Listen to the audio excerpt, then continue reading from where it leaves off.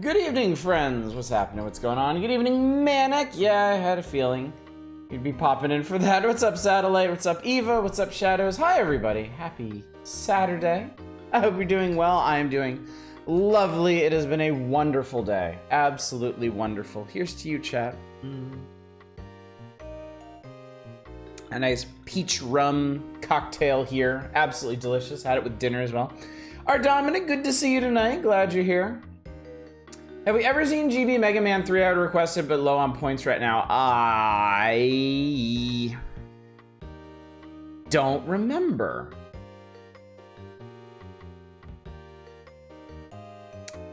I want to say we did. I think we did.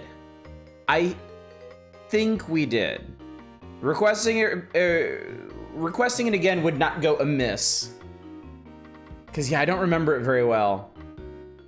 I think we filled in that gap because that was the last one that I needed to experience. Because I have 4 and 5, and we definitely streamed 1 and 2, regrettably. I guess maybe we kind of zipped through it. You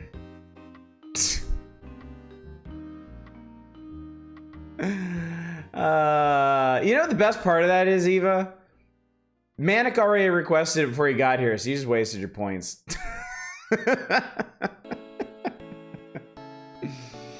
You could have taken it on faith, buddy.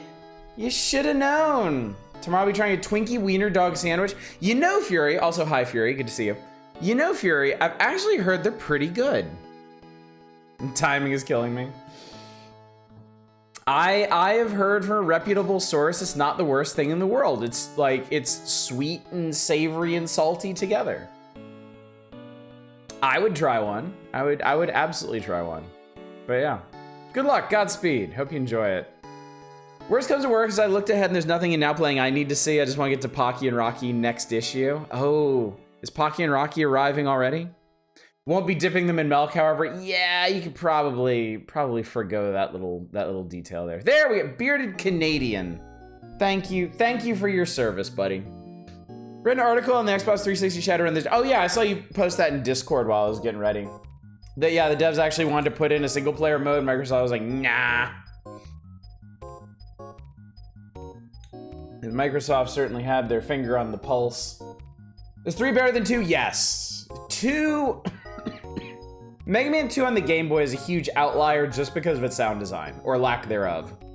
Mega Man 3, I believe, is a far more baseline experience. A tweener or a winky? Winky sounds perfect. Winky sounds absolutely perfect. My God, Game Boy and Mega Man 2. Yeah, it's still there. It's up on Mega Man 3 by like 200 points. In this here poll. Anyway, yeah, we're not gonna tarry tonight. We're not gonna waste a lot of time because I would absolutely love to finish this issue tonight. I would really like to. So all we have left to face off against is the top 20, which is really dependent on y'all and how many things you request off of here. And Now Playing, which we are going to read through, but again, kind of depends on what y'all request. And I'm not necessarily discouraging you from requesting things. We should certainly play some video games tonight. But I am very much hoping that we get through things because we're gonna be on a little hiatus from the Power Hours next week in lieu of Blasphemous 2.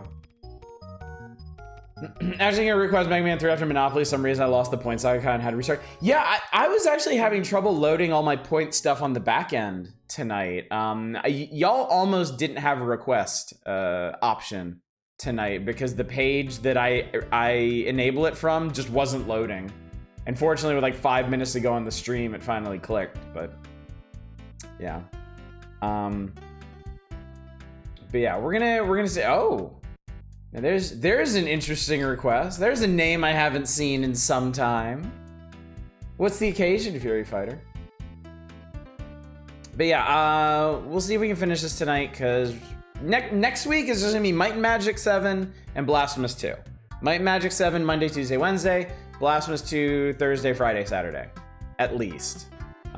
Assuming I don't get washed out. We are all of us here in Southern California are waiting with bated breath as this hurricane bears down on us. Typhoon, I suppose. Setting up so you have an excuse next time an issue runs this long. Wow, Twitch is acting up. I can't get requests working. Oh, well. Oh, gosh, golly, darn, gee whiz, willikers. I gotta say that if I was gonna pull some shit like that, it definitely would have been for tonight to dodge yet another installment of Monopoly. I'm playing more Dragon Quest 3 since I made slow AF progress. There's definitely some mandatory grinding. I like his risk-reward stuff, equipment mattering more than raw levels. Oh, that's interesting. That's actually pretty cool.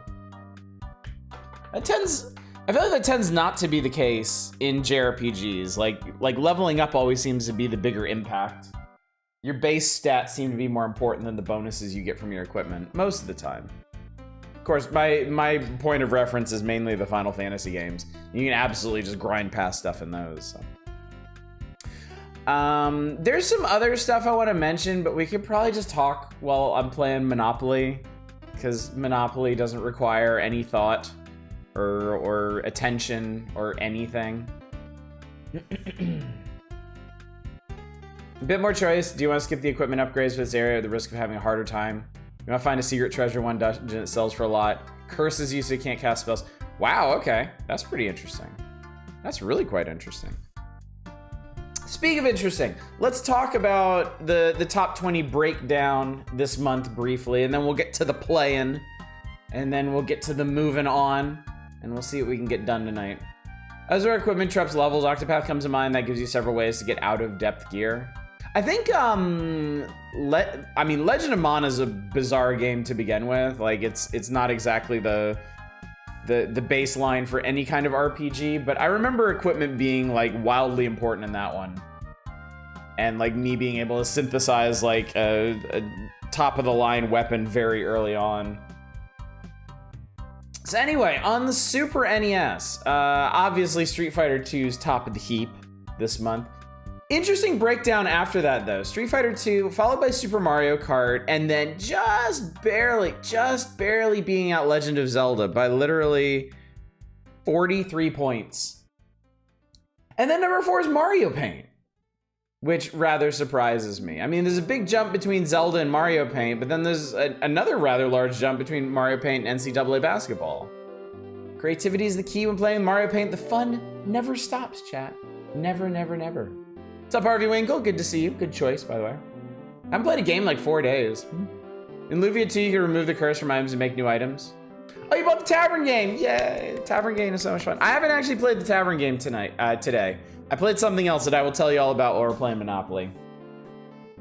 And then, let's see. Final Fantasy 2, Super Mario World, F-Zero, Magical Quest starring Mickey Mouse, and Road Runner's Death Valley Rally round out the top 10. The only real outlier here is Road Runner, and I think that one's just coasting on brand recognition. There's also Super Star Wars, John Madden Foosball, SimCity, Bart's Nightmare, TMT4 ActRaiser, Contra 3, Castlevania 4, Play Action Football, Mystic Quest. How are the points tabulated? I suspect collusion. It's actually... Was it? Hang on. This. The card that you send in to do like the sweepstakes or the Nestors or the Nestor Awards or whatever. I think it's this. Indicate in order of preference your 5 favorite Super NES games, favorite Game Boy games, favorite NES games. And then you list those down here, and they have a big list of them numbered up here. I think this is what they tabulate to figure out the top 20, if I remember correctly. So it is literally as voted on by readers. About how well thought of a system is for 1988. Oh, the class change system. Okay. Was underage and couldn't vote. Aw. Aw, Dread. Get well soon, buddy. Sorry to hear you're feeling bad. So yeah, on the Game Boy side. On the Game Boy side, over here. I'm gonna point over this way. Super Mario Land 2 just blew everything out of the water. Super Mario Land 2 got more points than anything else on any of these. Like more than Street Fighter 2 even. And the gap between it and Metroid 2 is massive. And then there's another big gap between Metroid 2 and Kirby's Dream Land, but Kirby's Dream Land has only been on the chart for 4 months. Still suffering from almost bleeding out the other day. Watching a bunch of lower decks, that show is really funny. I am finally gonna get Paramount Plus tomorrow. So I have something to do while we're all rained out. Besides play video games, of course. And yeah, I'm gonna watch a whole bunch of Trek. Super Mario Land and Tetris form the top 5, and then Faceball 2000 is number 6. People were not sleeping on Faceball 2000, at least on the Game Boy. Dr. Mario, Mega Man 1, Battletoads, and F1 Race form the top 10. And then Final Fantasy Legend 2, Altered Space is surprising. I'm surprised people actually gave that game a chance. TMNT 2, Simpsons Escape from Camp Deadly, Mega Man 2, TMNT 1, Yoshi, Final Fantasy Legend, Final Fantasy Adventure, and Mega Man 3, bringing up the rear. I think Mega Man 3 has been featured in the magazine already. I'm having the worst time remembering. I feel like we have streamed Mega Man 3 for Game Boy and just like breezed through it or something. We played it for like 20 minutes and then moved on or something like that. Probably read more Battletech lore and rules. There's a lot of math I don't think I'll ever not need help with. Yeah. The Super Mario Land 2 got more points than all the other Game Boy games combined. I mean, it got more than 2 and 3 combined. VA cast for lower decks are pretty bonkers. It is, isn't it? It really is. I didn't even realize that Jack Quaid was Boimler until I started reading about the crossover of Strange New Worlds. And I was like, oh, it just kind of clicked then. Yeah, once you hear it, but I just didn't put it together. I didn't put it together before that. Because most of his other roles, you don't hear like him do like little screams and stuff like he does as Boimler. Do I try Altered Space? Apparently it's a neat isometric puzzler by the Fallen Brothers. We've streamed it, I think, twice before. Somebody wants to throw it on the list, feel free. It's an interesting one. We won't get very far in it. It's very Solstice. I love Paul F. Tompkins as a shrink. Yeah, he's perfect for that. Story and I watched a video of someone making a doll of Pyro from TF2 while working flamethrower. Oh yeah, I saw that. Pretty neat, pretty neat.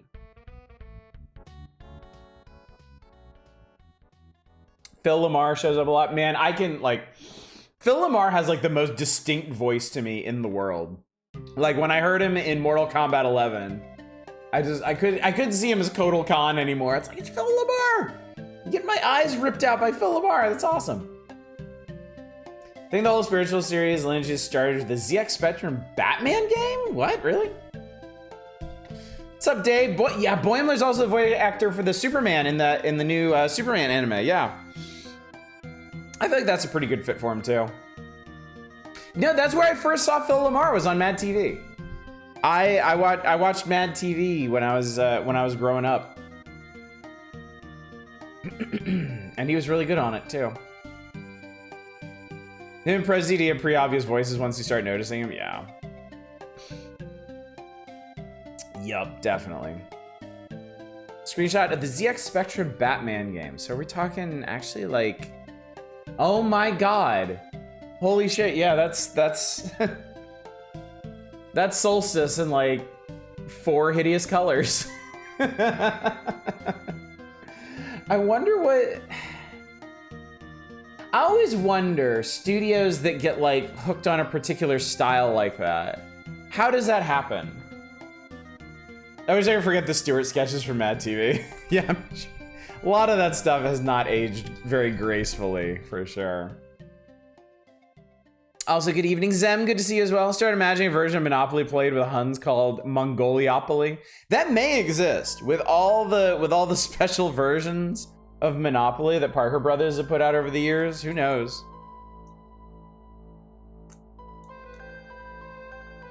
Will Sasso's impressions were awesome. He was absolutely a highlight of that show.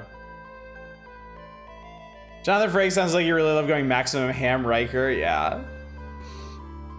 It's neat to see how some of those actors like really leaned into the roles and reputations those characters got. All right, real quick on NES, Tecmo Super Bowl is actually in the top spot. Not a Mario game. Beat out Mario Brothers 3 by only about 200 points, but people do love their foosballs, their sports ballin'. Zelda 1 in third place, and Battletoads, and Mega Man 4. It seems like every new Mega Man game, at least on NES, shoots the top. Interestingly, that's not the case on Game Boy.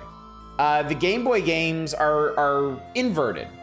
The oldest ones are more popular, which are pretty interesting.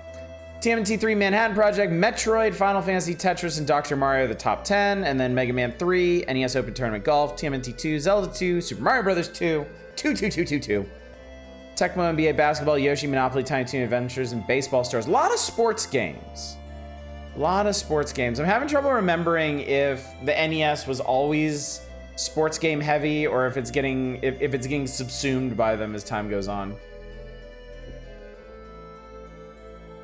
Looking forward to that proper animated adaptation of Lackadaisy. Oh, we did fan dubs of the comics. Oh, I didn't know that. That's interesting. That's pretty interesting. Anyway, let's get on to the video game drudgery.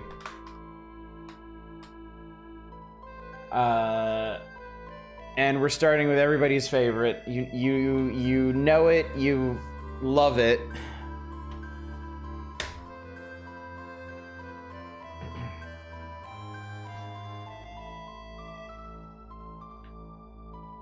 Genuinely wondering when people are gonna get tired of this one. Probably just in time for the Super NES version to come around.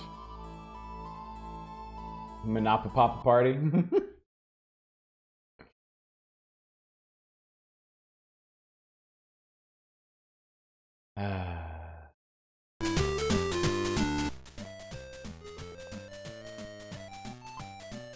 Yeah. Sure. Human.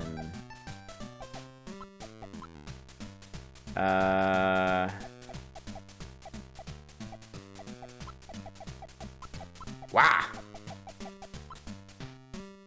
User chain dog. It's computer. Give me Ollie. Give me a short game. Current time left. Okay. Leave with a bang. Start the game. Wow. Okay, cool. We doomstream a full game of Monopoly. We've done full games of Monopoly. We've done full games of Monopoly all the time. Unfortunately.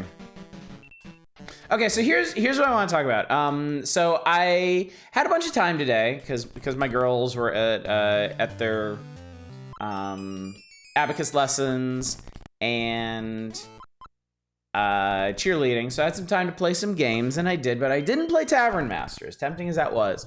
I was playing the DLC for Medieval, the Black Labyrinth, and oh, buddy, it was good.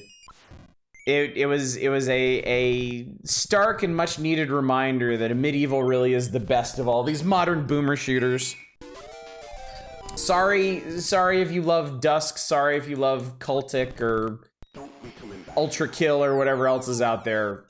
A Medieval is it, dude. A Medieval is like a perfect video game.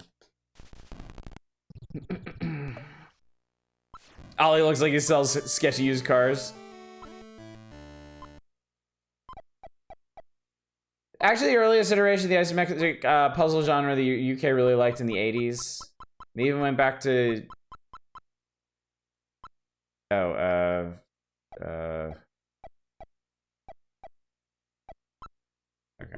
No deal. They went back to do an isometric puzzle on the OG Game Boy by a Batman programmer called Monster Max. Oh, I've heard of Monster Max. Interesting. Abacus lessons. Yes, my kids take abacus lessons. It is a it's a cultural thing in Japan to do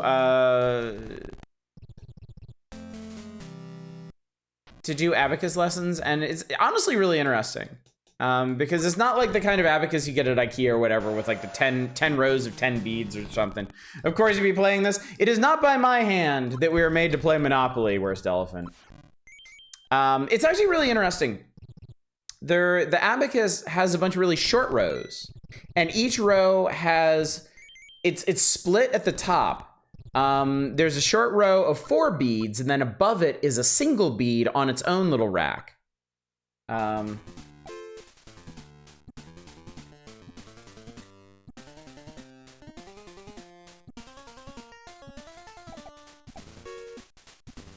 know what's going on.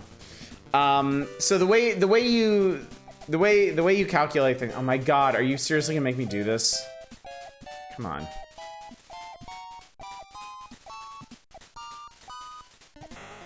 Okay. So the way you count on this is like 1, 2, 3, 4, and then when you hit 5, you put those back and you slide the little bead at the top. And then while that one's flipped, then you can do 6, 7, 8, 9. And then 10 is just a 0, so you just carry it over to the next one. So my kids have been learning, obviously they learned how to do addition on it, they learned to do subtraction on it. They've learned to do multiplication, they've learned to do division, and my older daughter now is doing like, she is like multiplying and dividing like 9-digit decimals. Like stuff that I can barely put it into a calculator. Used to know how to math on an abacus in the old days. Why are the dice apparently made of like those layered wafer cookies? Only so much you can do on the on the good old NES. Dusk is so damn good. Dusk is good. I think Medieval's better. Need to get back to it? You definitely do. Turbo Overkill. At least finish Cultic. Yeah, I want to go back to Cultic sometime. Cultic is a very oppressive atmosphere. Cultic is not the kind of game that I can just sit down and like casually play.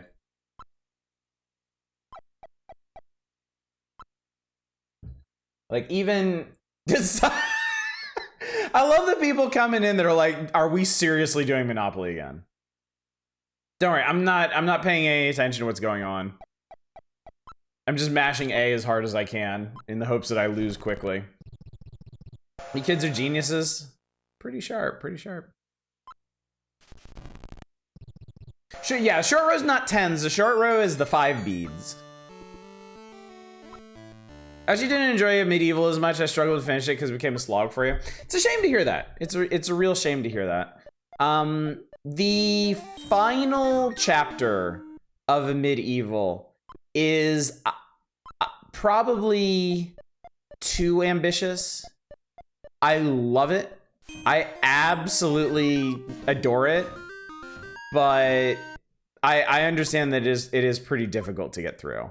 Like it was difficult for me to get through. So oh, he put him on the purples. Okay, good for him. I'm playing a game of Monopoly where all I'm gonna play a game of Monopoly where all the players finally get the hint. No one raises rent, we all just live our paychecks and we all get rich. Lots of love in the game, I'll give it that, yeah. It's one of my all-time favorite like FPS settings. Like the insane, like colorful, vibrant fantasy, like insane, colorful, vibrant, but still dark fantasy. I absolutely love it.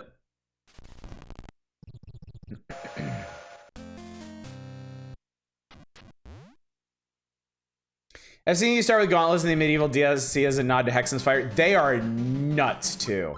They are so much fun.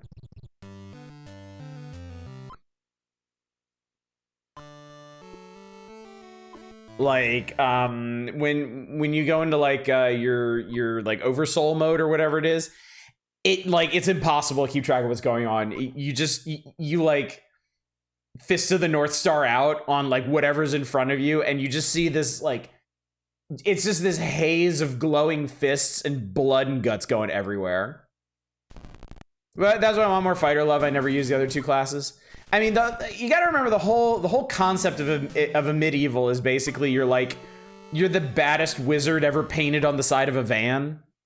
So like all of your weapons are magical. They're like different staves and enchanted items. But you're basically the Doom guy with these. You're running around with a staff that shoots exploding planets.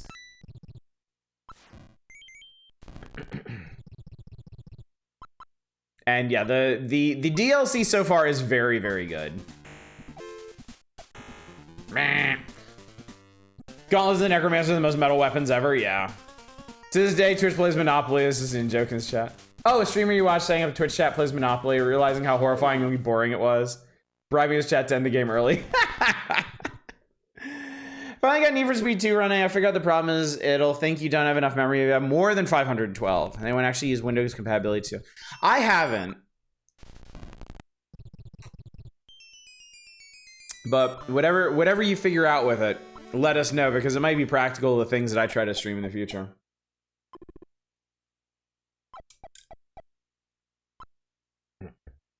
I play with my nephew and niece-in-law. We end up constantly giving each other free passes in exchange for free passes on their property. And trade until everyone has the properties they want. That's cute. You play it kind of like a building sim, right? Yeah, the whole DLC is based around how you get your default weapon in the main game, which is a really neat concept. I like that they went with a prequel, because honestly, the original game is such a wonderful complete package. Like the plot in the original doesn't really need any expansion to me. It's exactly what it needs to be. So glad you enjoyed this rousing game, Monopoly. Oh yeah, this is still going on, isn't it? The fighter in hang on a sec. This is like the one part of the game I actually have to pay attention to. Fighter in Hexen, a gauntlets, magic axe, a hammer you throw and explodes in your wreck face, or sword that shoots a spread of green exploding orbs that miss at range. Close range, you obliterate with them. So a medieval, like even Dave Autry has said himself, like a medieval is the heretic to Dusk's Doom. It'll never be as popular as Dusk, but it kind of wasn't intended to be. It's its own homage to something that it itself was a bit more niche. A boomer shooter that's mostly melee. But yeah, anyway, what I was getting at is I think pretty much all the weapons in a medieval are kind of inspired by weapons in Heretic or Hexen. Poor tax of $15. Can you imagine, chat? We used to play Riskopoly. It's like Monopoly. You can buy risk units and fight for properties. I like that. That sounds really cool. These games would last for weeks, no exaggeration. Little ZX Spectrum game called Movie that tried to combine this perspective with a murder mystery detective noir game. That's cool. I grabbed Interior Worlds. It's pretty good, pretty great, and only slightly spooky. Oh, I think I've seen that. And Medieval feels like a cross between Heretic and Quake. Yeah, definitely. Compared Dust more to Blood, but that's a bit more obscure, to the point where I call it the real Blood 2. I mean, again, definitely heavily inspired by that in terms of the plot, and the main character. I think Dusk has more in common with Quake 1 than anything else. It really feels like it plays like Quake 1, and I think that's where the art style is closest to. One of the big things I really like about a medieval is that it's obviously a love letter to Hexen and Heretic without looking like them. Like, it's just the world building and the weapons and the enemies, but they really did come up with their own aesthetic for the game, and it slaps. It's so damn good. Need to play Dusk. Honestly, everyone should play Dusk. Everyone who has any fondness for older FPSs owes it to themselves to play Dusk. It definitely has the broadest appeal. But yeah, for me, a medieval is like peak. To me, a medieval is the absolute pinnacle of the modern boomer shooter. Friend group in high school collectively bought an Axis and Allies box and played that puppy all the time. I was usually Russia. I tried to learn how to play Axis and Allies once when I was in grade school, and like it took so long to set up, I just like straight lost interest. My review for Dusk literally just says it's the game that we imagined Quake was when we were kids. Yeah, that pretty much sums it up, yeah. Dusk is how you remember Quake being.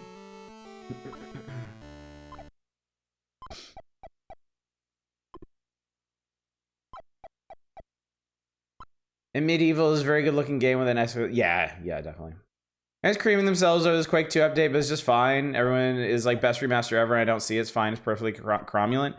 I mean, dude, okay.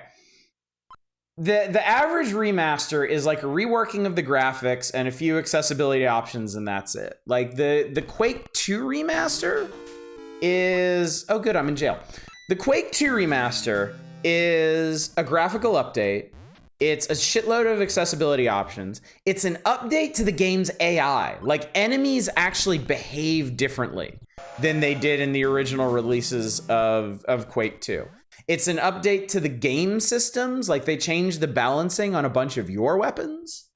And it's a shitload of content. It's base Quake 2. It's the 2 original Quake 2 expansions. It's a brand new expansion made by Machine Games. And it's Quake 64.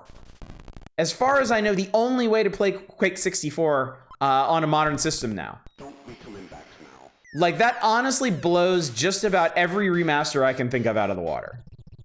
Just the sheer amount of content and attention that went into it. It's absolutely wild.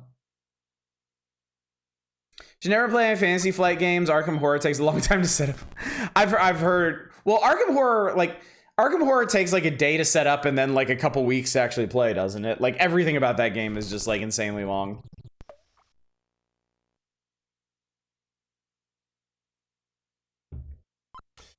Surprised you didn't activate Hurry yet, the thing that makes the gameplay faster. How do you do that? I actually got my super goth friend to start a game of Arkham Horror with me, but ran out of time. Someone who wasn't a huge Quake 2 do the remaster impressed me from what you played. It's a really good remaster. I had a system in mind of the crosshair changing color shape for what range you are, which will change with weapons since melee and first-person games can be hard to know where your ranges are. There is a game that does that. There is a game that does that, and I'm trying to remember what it is. I think Shadow Warrior 2 might do that? Press select game control? Okay. I actually remember to use the energy shield now. Oh, I guess we played for 15 minutes. Never mind. All right, that was great. Let's never do that again. Anyway, what's next? Oh, Game Boy. Okay, cool. We going to be on the games, boys. We're gonna play an actual game now.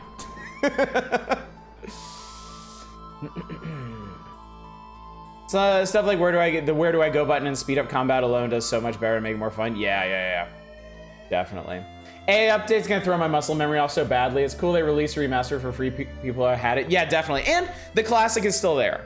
Like you have the option on launch if you want to play original unadulterated Quake 2, you can still do that. It hasn't been dumpstered like the way Blizzard handles their remasters, which I will never fucking forgive them for. The way they just throw stuff like Diablo 2 and Warcraft 3 in the trash and force their new garbage version of the game on you.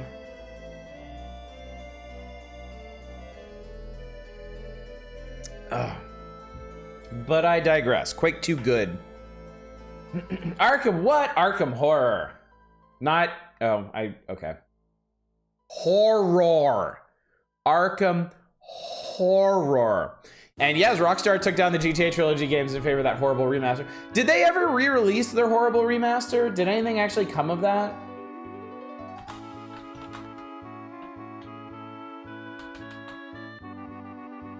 Metroid Prime's remaster wasn't as content rich as Quake 2, but is beautiful. I mean, honestly, as long as a remaster hits the important points, as long as a remaster improves the original game in material ways for a modern audience, that's all I really ask for it to do. It's okay that they've been steadily removing all the good music from the GTA games. Yeah. Why would you want to go back anyway? Mega Man starts with an M.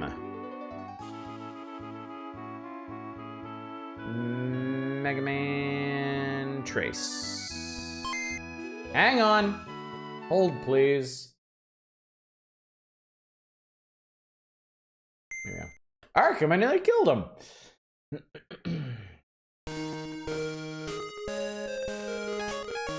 Beep, beep.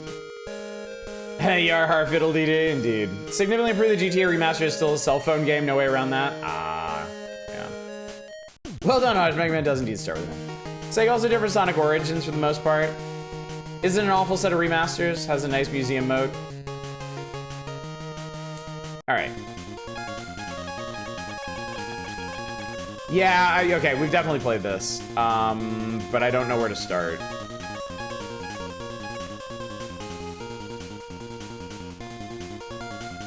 Fight Duckman? I guess this is Duckman.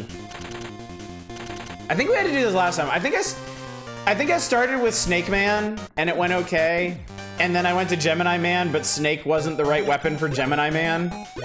So I had to Mega Bust him anyway.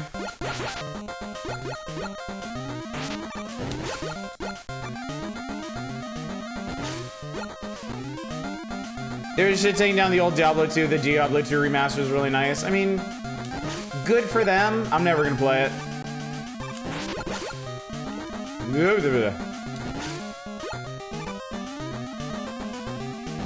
It's not like there aren't more and more better ARPGs on the market than Diablo now. Oh my god, check this guy out. He's awesome. Oh god, I hate him.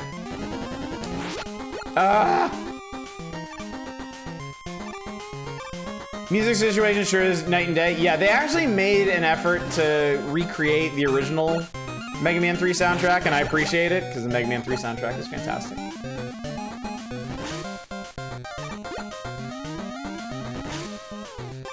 Diablo is a series started my love for dark fantasy, just like Battletech was my first giant robot thing. I mean, sure, and like, I'm never gonna forget the good times I had with Diablo 1 and 2. But I also don't need it anymore. Like, you know, I started gaming with a lot of old classic games, and I have better games now, you know? I will certainly go back and revisit some of them if I feel the need to. Oh god, I remember doing this so many times. There was something just past this that killed me a bunch of times, and I remember coming through here like a billion times.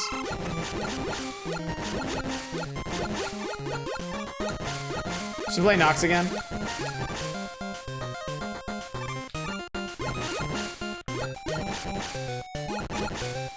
I guess the thing I'm getting at here is like,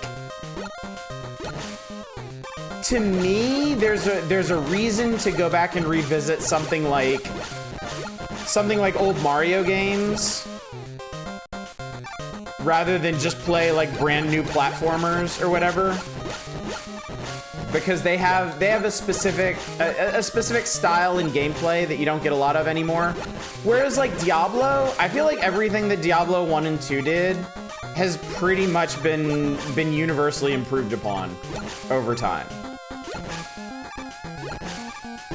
Like ever since Titan Quest and Grim Dawn, I have felt absolutely zero interest in going back to the Diablo series.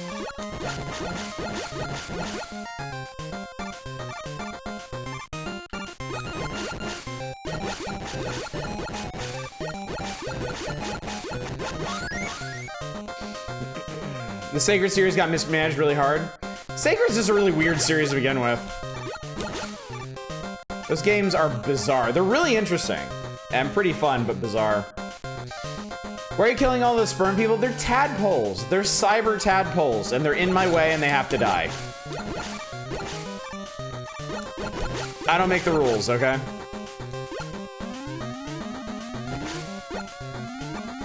I've yet to find an RPG that has that Diablo 1 setting I dig.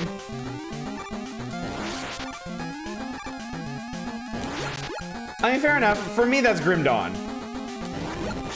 Like, to me, like, Grim Dawn is a huge improvement on what Diablo 1 was trying to do. But, you know, different strokes and all. Grim Dawn is certainly not for everybody.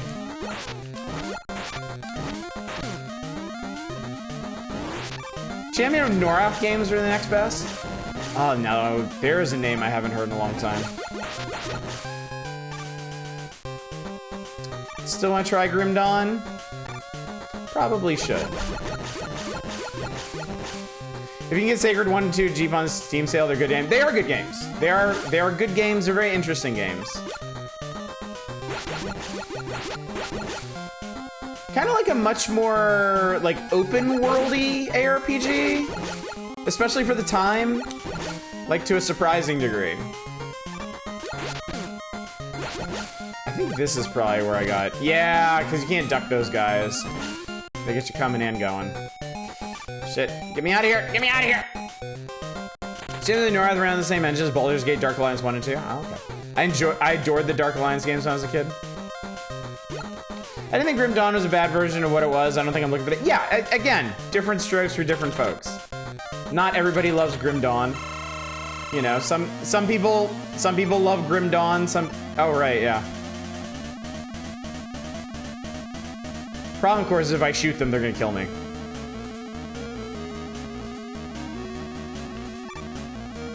Whee!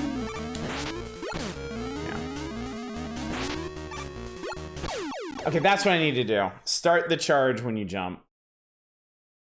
Hello, Chaos. Good evening.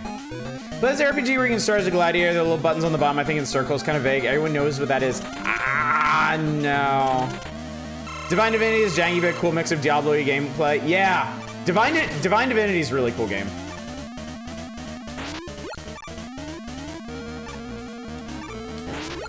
Oh, shit. Oh, fuck. Oh, God.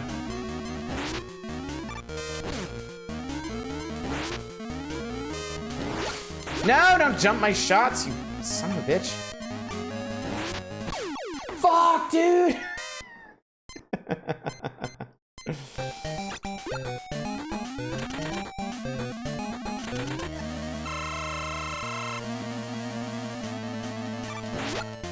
Damn it.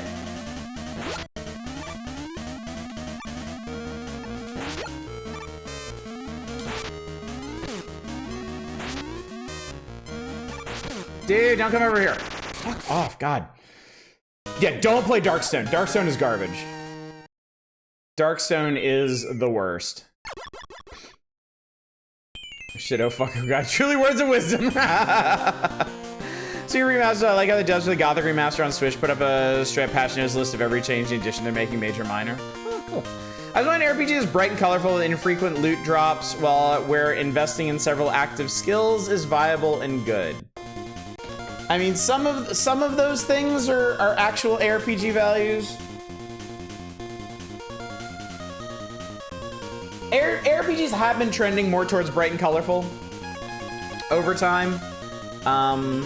It's a move that's actually received quite a bit of pushback. I don't know how many of you remember the early days of Diablo 3 before it was released. People hated the way it looked. People were mad as hell that Diablo 3 was as bright and colorful as that game was.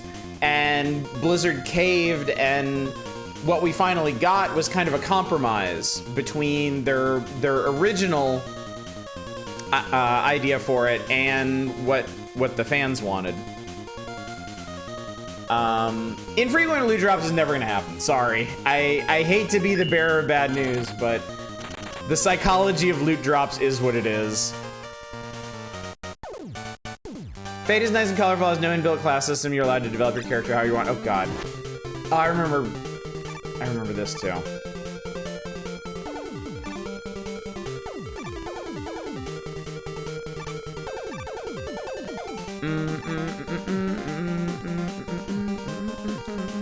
Then Photoshop the Diablo 3 screenshot on the bridge, make it dark and rainy when the devs actually broke down why it was the way it was. And oh God. And why the dark and rainy version would be unplayable. Yeah. It's classic, like, the fans know what they want, but they don't know why, and they don't know how to apply it. Or rather, I guess fans know what they don't like, but they can't tell you how to make something that they do like.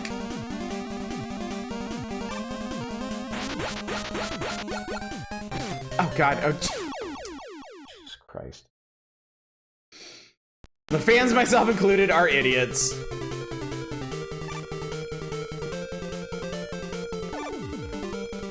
Loss of light radius mechanic was a bigger impact D3 than bright colors, as bright colors reinforce the lack of light radius mechanic.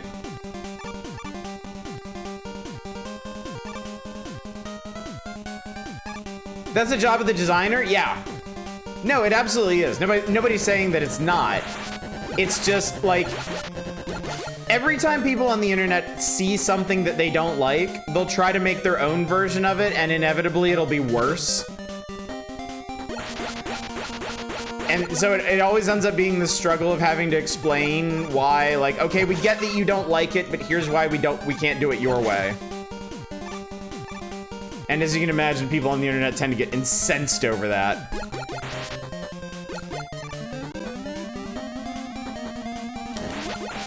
Dev should listen to fans as little as possible. The fans like the game because the dev had good taste. They should trust their good taste and not kowtow to the fans. I more or less agree with that. I do think like interaction soliciting feedback from fans in the player base can be good and valuable, but it really needs to be moderated. It really needs to be moderated.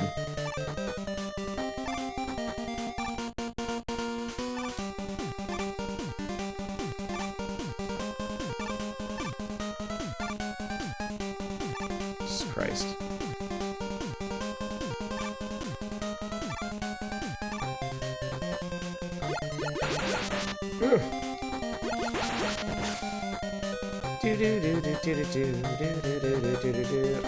Oh God, oh that's right, bomb platforms.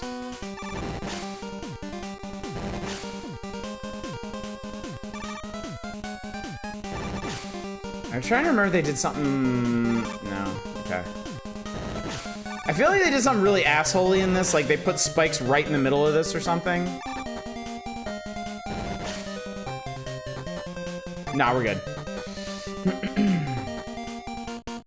Baldur's Gate 3 super benefited from early access and player feedback. Fans that are unreliable in terms of being able to verbalize what they want are why they enjoy things, yes.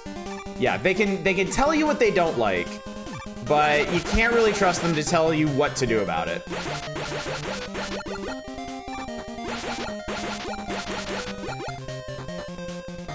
Didn't know Diablo 3 went for more stylized look, so I was like, what the hell is this when I booted up? Yeah.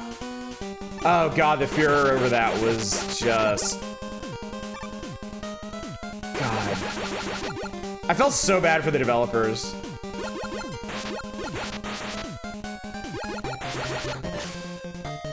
Look, I enjoyed the dark gothic horror of Diablo 1 as much as anybody, but they weren't making Diablo 1 again. And some people just didn't seem to fucking understand that. I actually like the look of Diablo 3. I do too. I don't think there's anything wrong with it. Look, I really like Diablo 3. Of the Diablos I played, 1, 2, and 3, I put the most time into 3. I played 3 more than I ever played 1 or 2. So my least favorite Diablo game, I'd rather play it rather than a good chunk of other games.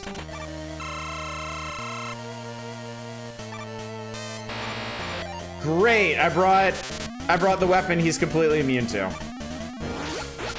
I am so good at this game, chat. Ow.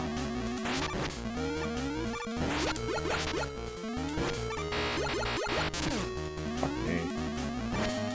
Stop it! Get off me! Oh, come on! Oh, I'm dead.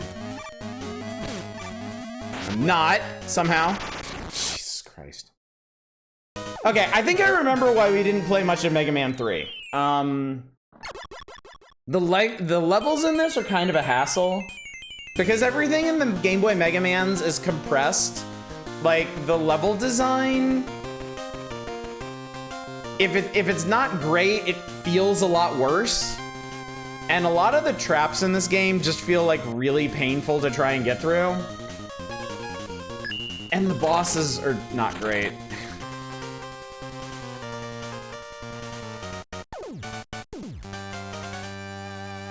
If I do another Diablo leg, it's probably gonna be Path of Exile 2. I am really looking forward to Path of Exile 2 and Titan Quest 2. I cannot believe they're making a Titan Quest 2. I'm really excited. I don't know if it'll be good. I certainly hope it will be good, but the studio doing it is has been a little bit hit or miss.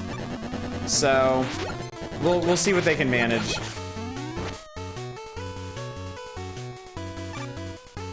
Oh, I know they don't have anything to show for Titan Quest 2. I'm just amazed they're doing it.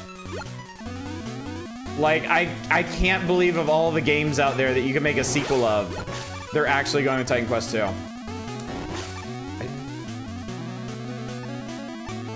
Oh yeah, okay. Whatever happens with Titan Quest 2, it'll still be better than the Amiga.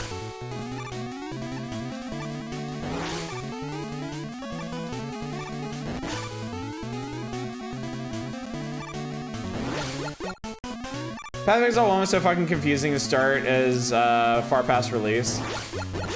Yeah. I'm curious to see how they'll handle things for Path of Exile 2. One was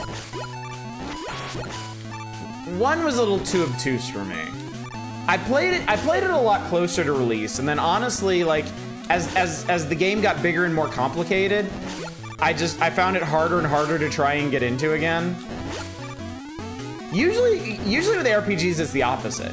Like, if you get in on the ground floor, it's gonna be kind of janky and weird. And then over time, it gets more like quality of life and balance passes and stuff. And to me, like, oh God.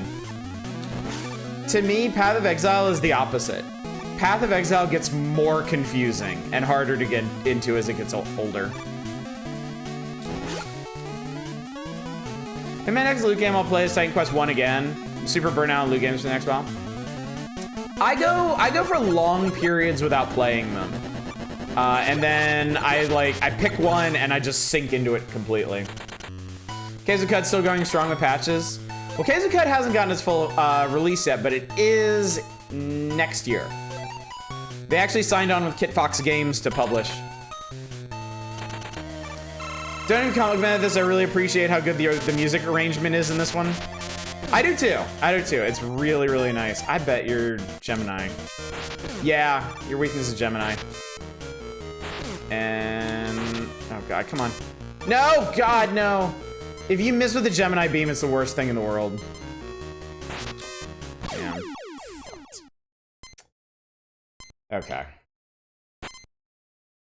All right, honestly, like, this one's kind of a slog, so I'm gonna move on. Good evening, Newhouser. How you doing? Good to see you. Yes, yeah, the soundtrack in Mega Man 3 Game Boy is surprisingly close to the NES one. Like, they did a really, really good job with that. Really, really good job. Weird thing, despite how much I like Diablo likes, in the right mode, I've never played a looter shooter that clicked with me. Looter shooters. I feel like Borderlands poisoned the well for quite some time. Borderlands was a really poorly designed game, a really poorly designed looter shooter that I honestly attributed success to just being in the right place at the right time. To it being a style of game that people wanted back when there were hardly any competitors for it.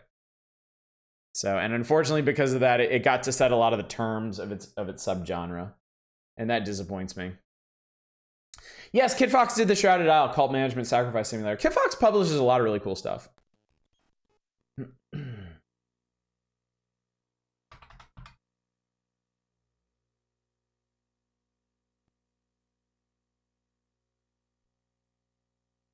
Picked up Castle Full of Cats. Almost found all of them. Nice. I really like the room description in Apshai. Thought Borderlands was good, but hated the writing. See, See, I was the opposite. I thought the writing in Borderlands was fine. It was the mechanics that were garbage. Enemies were just so incredibly unsatisfying to fight. Like, it had the worst case of bullet sponginess. At the same time, like, you could find a weapon like a third of the way through the game that you would never find a better version of. And you'd just be stuck with that same gun for fucking ever. And I mean, if you're making a looter shooter where the loot sucks and the shooting sucks, you kind of fucked up.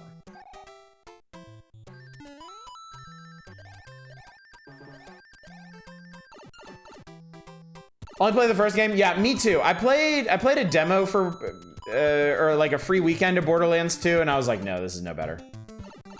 Had an SMG last me the entire... No, that's literally what happened to me. The one time I played through Borderlands 1, I was playing with my friends as the Siren, and I found an SMG at like level 14 or something, and I never replaced it. Nothing I found for the rest of the game could top the damage output. And that was incredibly disappointing.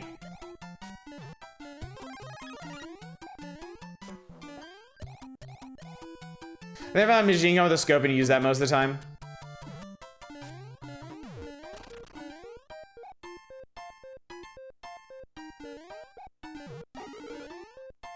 Ah, shit. I always forget you can't collect that off the screen. You have to wait for it to appear to grab it. Was Shadow Warrior 2 a good looter shooter? I want to say yes, but at the same time, I didn't stick with it. So I can't give it a full-throated recommendation, but I do remember enjoying it quite a bit while I was playing it. Borderlands' biggest crime is making every shotgun suck ass anyway. Dude, yeah, if you made a shooter and your shotgun is bad, like, you should feel bad. Are any of the guns in Metal Gear with sexy legs? Mario, huh? I'll never catch on. The remix of this song? What should we do? Let's skip some shit. Play Shadow Warrior 2 for like 15 minutes, so I was a looter shooter and quit. Well, if you don't want a looter shooter, don't play the looter shooter. I mean, that's not exactly a knock against it, is it? Oh no, this game is what it says it is.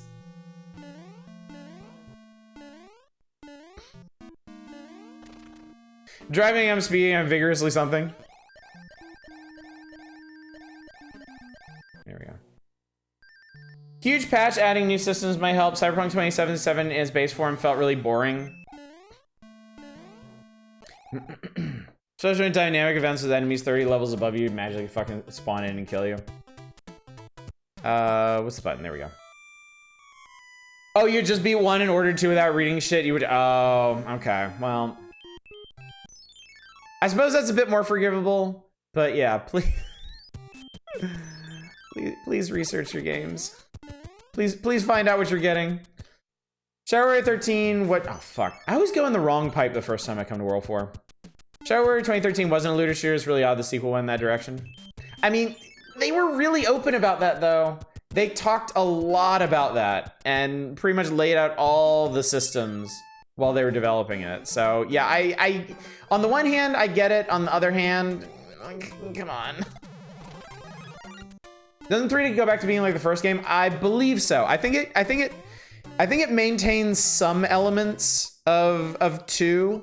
Like I think there is like there's some form of randomized loot, but it has a much more straightforward progression. I think it's less mission based.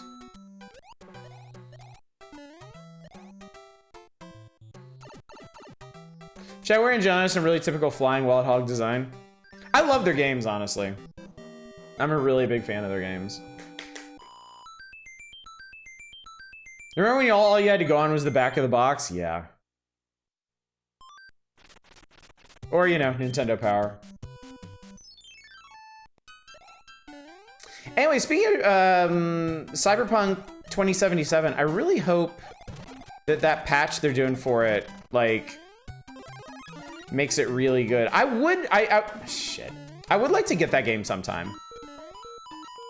I would like to get that game and give it a try. Shit, no. Wrong way.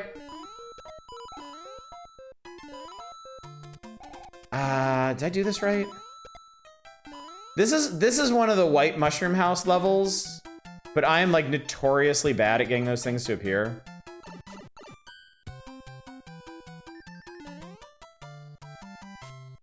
Not all of us are Fancy Pants Magazine subscribers. All we got was a rental copy now and again. Yes! Shit, I got it. Nice. It's funny too, because only half of these are actually worth a damn.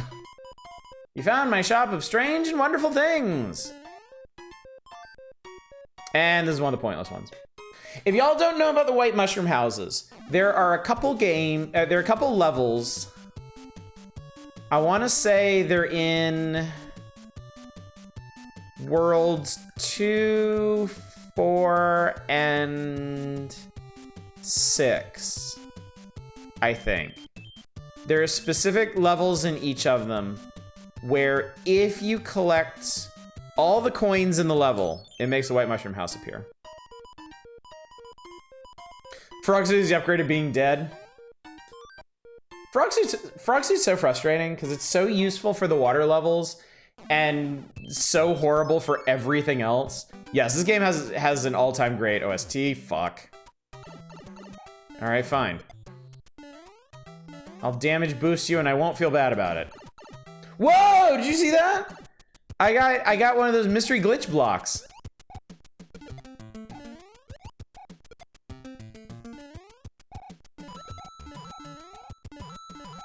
I love Giant World. I love Giant World too. My favorite world in this game is probably Sky World. Probably. Oh shit! Fuck. Okay, God. Kind of love what they did with Lo Wang. The first time you see him, you realize what poser he is. He fucks up quotes. It's so far removed from what it could have been. It was great. His characterization is excellent. Yeah. That is kind of another place where shit. I almost had that. That's another place where Shadow Warrior 2 is kind of a step back. His characterization isn't nearly as deep. He's kind of back to just being an annoying dick. Pipe World's aesthetic is really good too. Yeah, Sky World is probably my favorite, but I love Pipe World. Honestly, all the worlds in this game are really cool. Pipe World is a cool theme, but kind of hell to play. Oh no, Pipe World has like some of the most creative levels. When Mario Maker 2 came out and I got it, the very first thing I did was try to make a level like the vertical Pipe World levels. And honestly, it came out pretty good, if I do say so myself. Shadow Warrior 2 also introduced a bunch of generic characters. Yeah, Lo Wang gets a bunch of sidekicks that kind of don't make much of a difference. They're basically there for co-op. That's kind of a pet peeve of mine, chat. I don't like when a series introduces characters specifically to fill in slots in co-op. Like, if you have established characters and you want to use them for co-op, that's fine. But I don't like just expanding... Oh, end card. I don't like expanding the roster with characters that have nothing to do with the plot, just so you can have a co-op character. Oh, I say that too.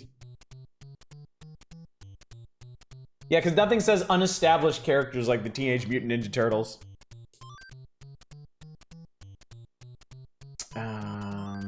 Shit.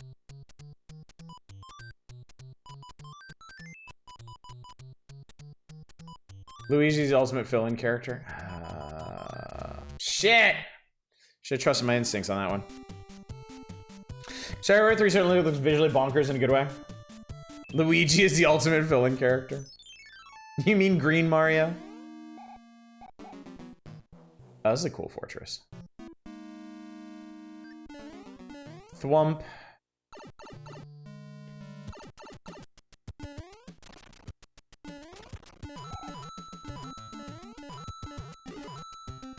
Yep, hello.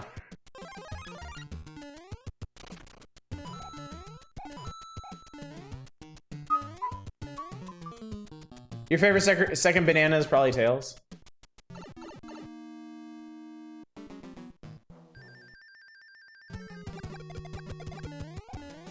Get owned. Sideways Thwomps, beloved of ROM hackers everywhere. Shaboom! Let's play horror making game. Cheap little indie game called Lunark. This is obviously riffing hard off of Flashback. I've seen Lunark. Lunark looks pretty neat. Ah! It's an abomination! One of each. Do. You can only get in that pipe if you have the frog suit. Did you ever play a Flashback remake? I heard it was terrible. No. I'm waiting until we get to Flashback and Nintendo Power to do anything Flashback related. To check out like Fade to Dark or the remake or anything like that. Because I really liked SNES Flashback.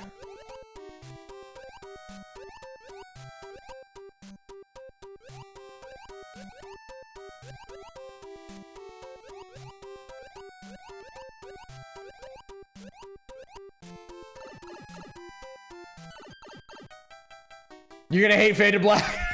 I like Knuckles more as more of a side protagonist, a full-on sidekick. You really call him Second Banana if he's your favorite? Yeah, I mean, it's whatever supporting character you like the best. Just because a supporting character is your favorite doesn't make them a main character. Asworld Remake was really good because the entire game was written in Visual Machine. It used original code except the implementation of the Visual Machine. Hey chat, should I do 5 or 6? Somebody yell out a number.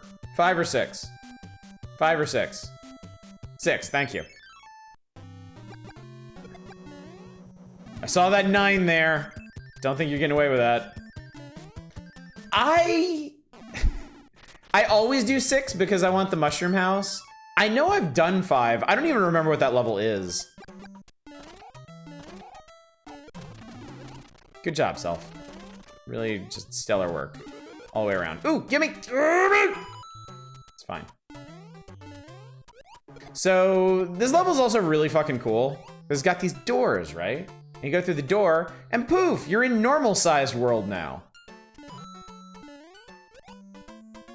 It doesn't even really do that much to the game. It's just there because it can be. Dun, dun, dun, dun, dun. Oh no, oh no, oh no, no, no, no, no, no, no, no, no, no, thank you.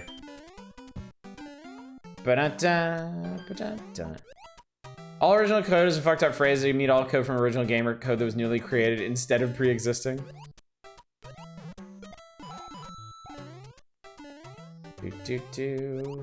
Do. Shit, okay, hang on.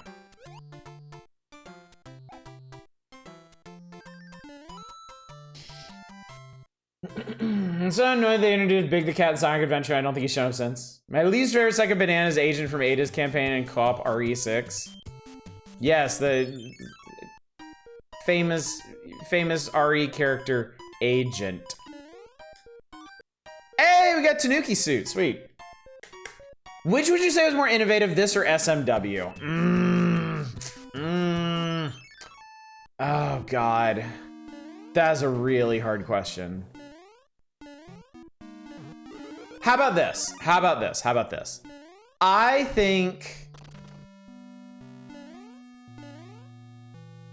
think Super Mario Brothers 3 was more innovative, but Super Mario World was more influential. Does that make sense? Like, I think it was a preview of Pipe World. I think this game kind of did more to push the whole platformer genre forward, and the Mario franchise in particular. But I think Super Mario World had the bigger lasting impact. It didn't change as much from this game mechanically.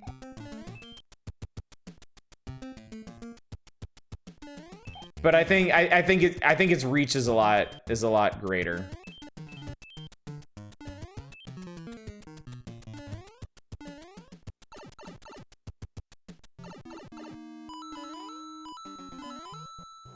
Damn it, NES or totally forgot about this.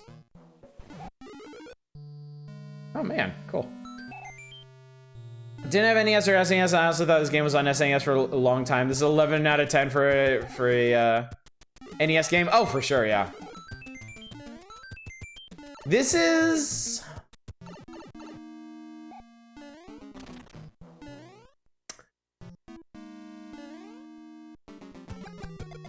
This is way up there for favorite Mario game. I think my favorite Mario game is Galaxy.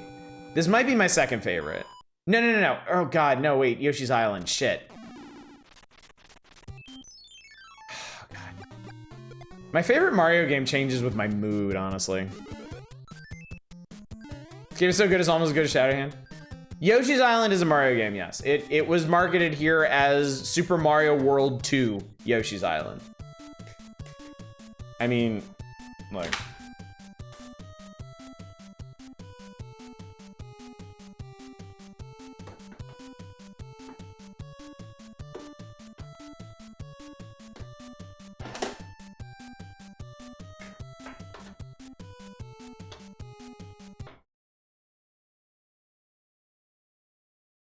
Come on. Come on, focus. Focus.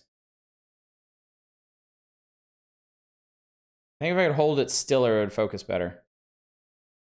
Come on.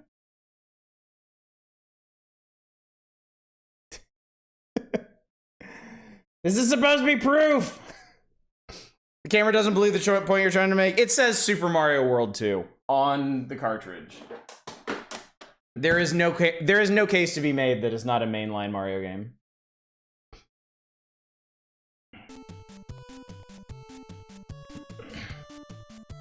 Marketed as blurry logo. I'm gonna see if I can beat this as Tanuki. If you can beat the airships in one of the 3 special suits, you get a special dialogue at the end.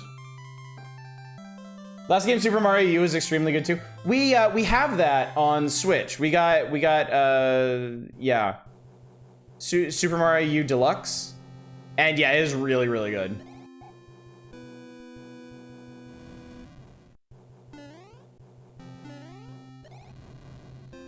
Reminds me of the massive intellects on Twitter that when Silent Hill 4 wasn't intended to be a Silent Hill game.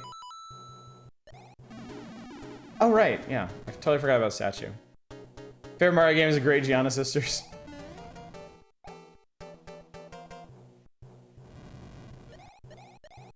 Skip the magazine group, watch the Jan Masali video on game. What games are actually in the Mario series?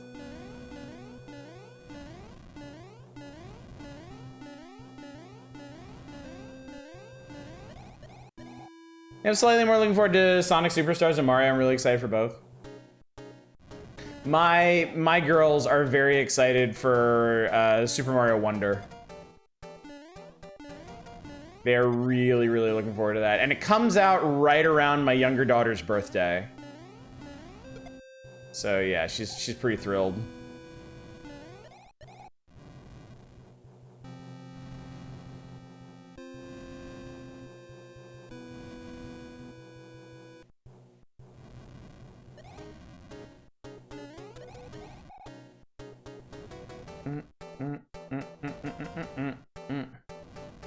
It's excited to have multiple really promising looking major 2.5D platformers around the same time. Probably gonna try and get my hands on Battletech unless someone has a key. Curious about Wonder, but not really excited.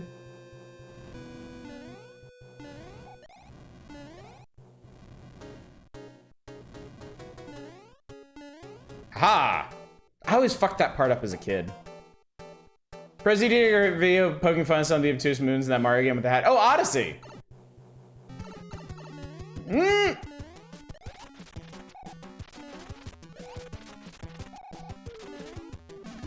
What? What the hell? Oh my god, I was fucking robbed on that. I was so fucking robbed on that.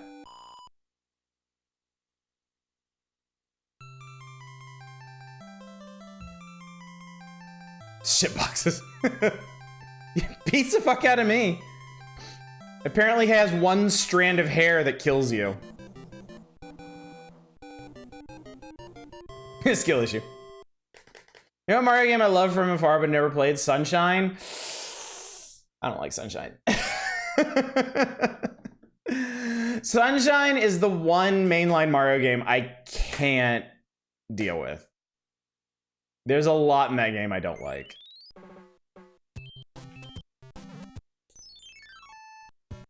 Is Sunshine the one with the water? Yeah, Sunshine's the one with the backpack. The backpack is not the problem.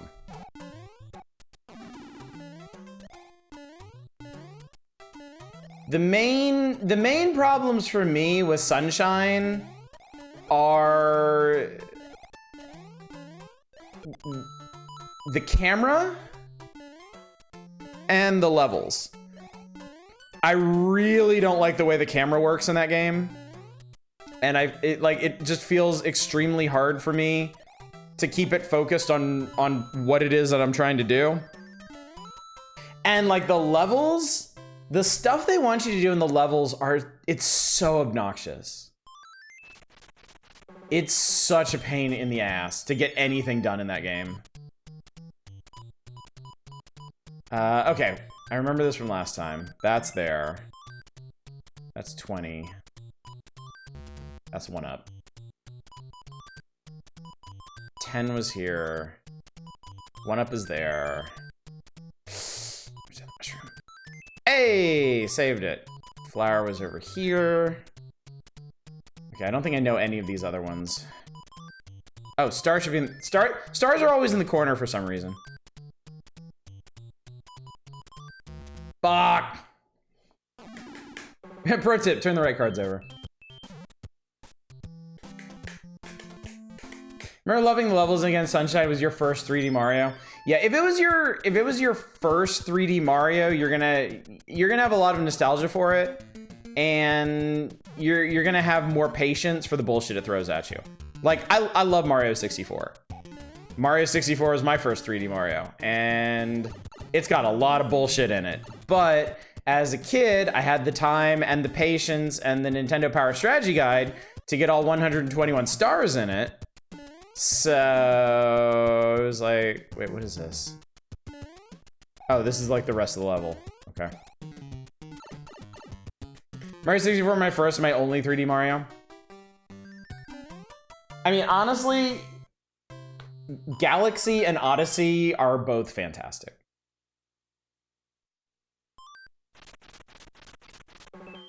Like, they are great games. Odyssey is a great game for anybody. Odyssey is just an absolutely magical game all the way around. Oh shit, another Tanuki suit that I can lose. Appreciate Mario not into platformers.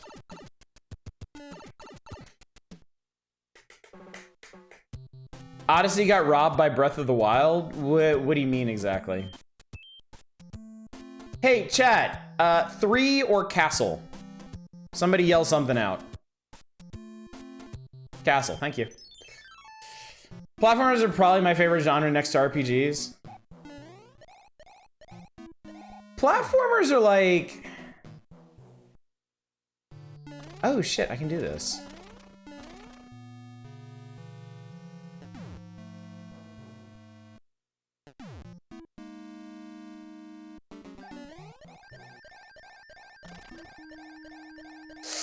Shit, okay. I can do this. I probably should save that. I want to do that. Something out, we told me to yell something out. Banana. Immersive sims and RPG elements that spoils you.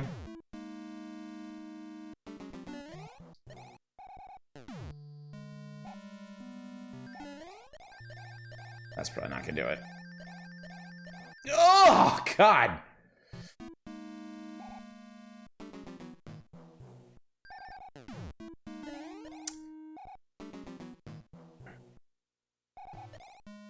Sometimes P-meter just doesn't want to cooperate.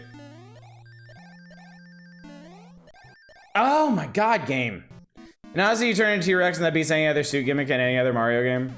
You turn into some amazing shit in Odyssey. Like, honestly, you turn into a fucking tank. You turn into, like, some onion thing that can grow. You turn into, like, a cool-ass Moai head with sunglasses. Dude. Oh, it's killing me.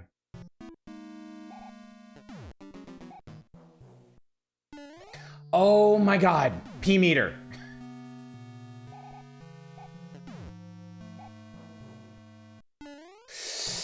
P meter, I swear to God.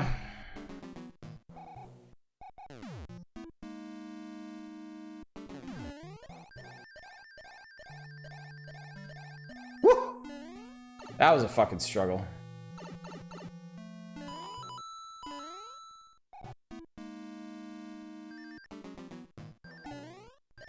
Actually, I should have done this first. There it is. I think there's 3 1-ups in here. Yeah, there are.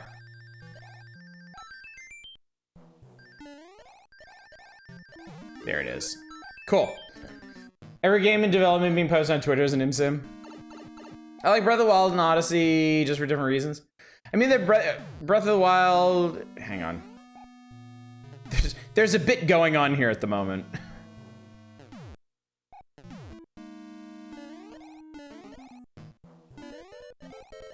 Wow, I spent way too long trying to get up there. Cool. Do-do-do-do-do. Do-do-do-do. I mean, Breath of the Wild got a lot more of the attention and accolades. Odyssey is way more fun of a game.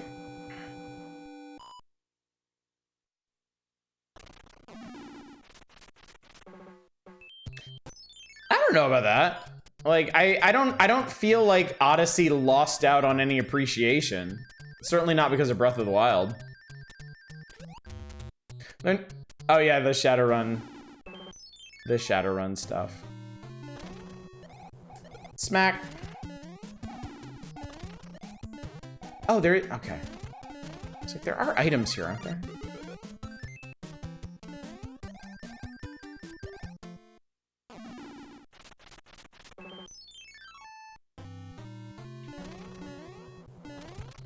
I think honestly, if anything gets more appreciation now, Breath of the Wild is like significant pushback. Nah, I don't see that either. Like, as far as I'm concerned, they're both very highly regarded games. Odyssey is not underrated nor underappreciated, except the back of the entire Nintendo fanboy arm.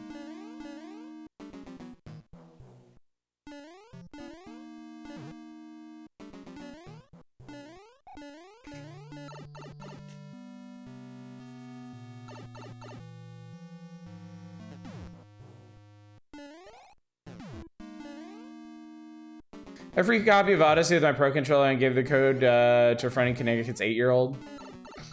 I think Wind Waker gets more appreciation now after being so maligned. Yeah, Wind Waker is definitely one that got rehabbed. Yeah, I remember... Wind Waker was pretty contentious when it came out, mainly because of its art style and a few design choices. But I feel like I only hear praise for that game now.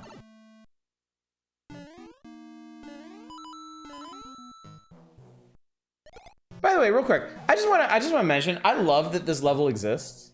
I love that the Sky World has its own unique level that basically tells the story of Mario moving from the land to the air. I think that's really, really cool. A whole I know is cartoony thing, it was and is the stupidest shit. It was just ahead of its time. Like, shit is, like, games are so much, there's so many more, like, big budget stylized games now. And it's not a big deal. Like, it's not like a betrayal of the franchise. It's not like a huge disappointment in people's eyes. It's like, oh, cool. They're trying something different with this. But at the time, people just weren't fucking ready for it, apparently.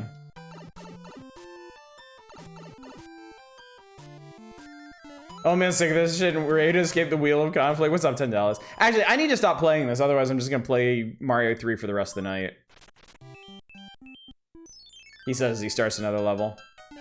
Maybe I'll finish the Sky Kingdom and then we'll move on. And we still got 2. Oh shit, Tanuki. Tanuki!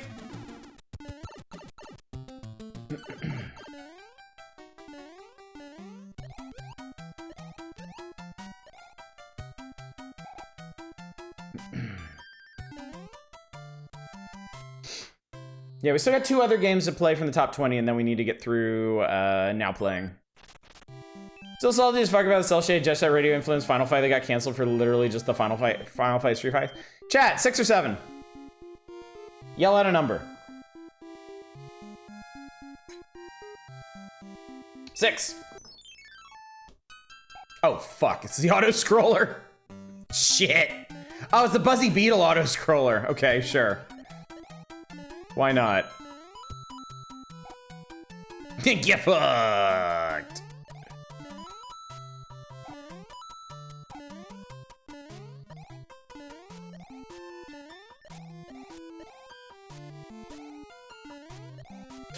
Okay. Oh, no blocks. I hate you so much. I would suggest stopping now. Everyone knows SMB3 is great, but I'm enjoying myself.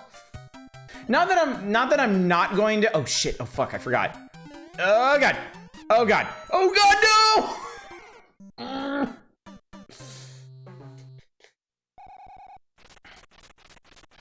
God damn it! Well, I didn't go to this house, so whatever. I know the proper term for those are donut lifts. I've always been calling them donut drops simply because a strategy called them that. Fuzzy meatloaf for all you SGB likes. Wow, yeah, I played myself hard. I fucked it hard there. Forgot about the damn P block. Man, playing Monopoly earlier, having fun now just makes it crushing apart. Nightmare Mega Man 2 funnier. Yeah, no, after this we have TMNT 3 and Dr. Mario. Both good games. Both solid. Just want to replay Mario 3 now. So thanks, my pleasure. I'm glad you want to replay a true classic of the genre. I just beat Castleville Cast, the end is hard. Interesting that the challenge actually goes up by the end. Okay, not fucking this up this time. Dr. Mario is weirdly fun to watch. No! I hate those things. Do do do do ba-na-na-na-na. No. Wah wah wah wah wah wah wah wah wah wah wah wah wah wah wah wah wah. Wow, no power-ups. Screw you. Can't wait to tear up as Yojimbo and Shredder's Revenge. Dun dun dun dun dun dun dun. The end is also different. Cool. I want to get into the Usagi comics one day. One of these days. One of these days, chat. End card. Yeah, I know how this works.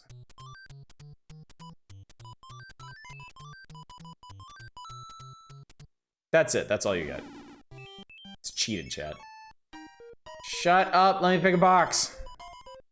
One thing that SMW does super well over SMB3 is scattering of fun filling levels like the cape level with the coins in the sky.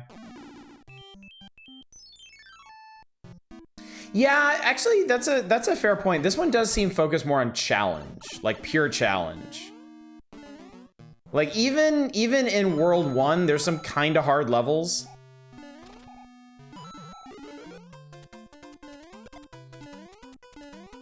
And then, yeah, by the time you get to like worlds like 5 and 6, like shit is just getting really hard. Like genuinely hard. Oh god. Okay.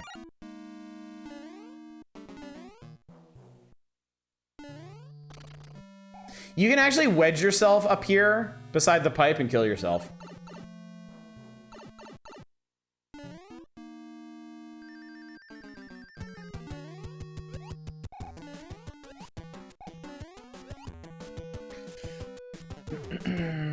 I vividly remember getting to World 8 with like 45-ish lives in the game and game overing enough I lost all your continues. Yeah, World 8 is agony. World 8 is bonkers. There was one of the levels in World 8 I did not feel confident in beating until adulthood. Like as a child, I couldn't do it. I would always use the that cloud item that let you skip a level. And then I just have to be super, super careful to beat the next level. So that I didn't get kicked back. Oh, fuck you. Not the Air Force, no. It's proper like stage 1. Like you go through all the vehicle levels, you go over the bridge, and then in like the really dark area, there's stage 1, stage 2, and the fortress. It was stage 1. I could never beat stage 1. There is a jump in 8-1 that's insane. Oh, the diagonal scrolling level, sweet. Save your P-Wings to get past hard stages. Yeah.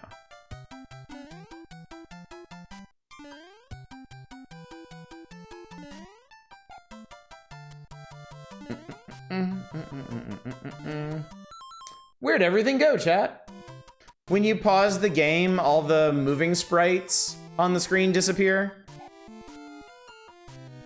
And on stages like that, that's all there is.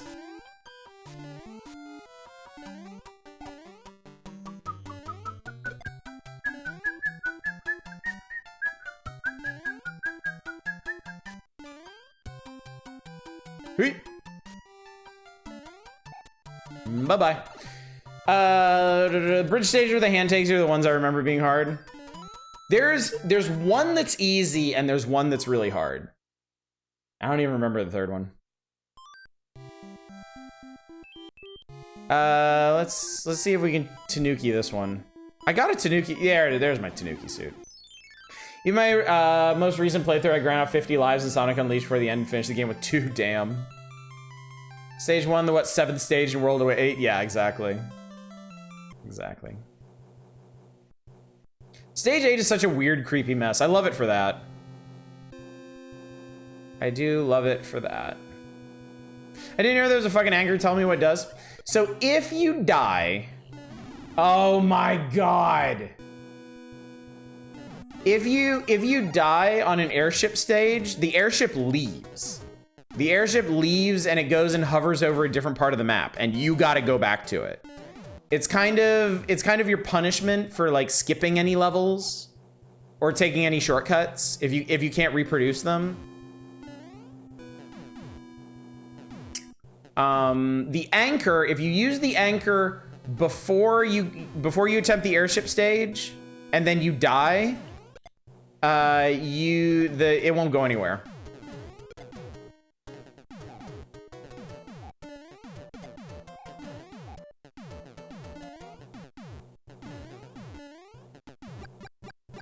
Is most useful in places like World 3 where there's a bunch of bridges and the boat and stuff, where it's just kind of a pain in the ass to follow it around because the bridges change every time. Fuck off. The bridges change every time you do a level.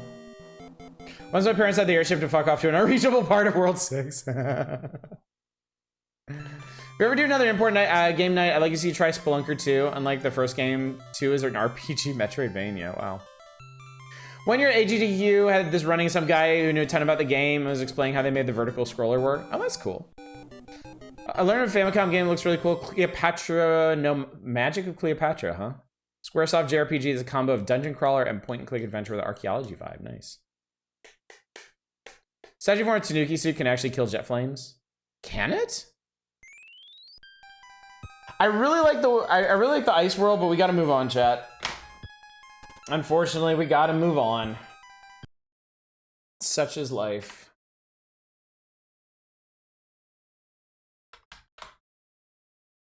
We're back on another 3. I hate the ice world. And, let's see. Are there any worlds in Super Mario Bros. 3 I don't like? No. I love every world in Super Mario Bros. 3. I love some more than others, but I do love them all.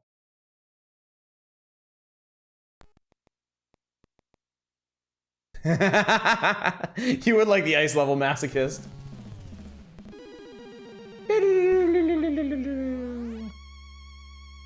Oh, flashing lights, sorry. Love Pipe World, love Giant World, love Sky World, can do without water or ice worlds. Water is maybe my least favorite. Let's play as Raph. The turtles are doing some shit. And now they need to go beat up Shredder. Big Bertha is terrifying. Big Bertha is definitely legit terrifying.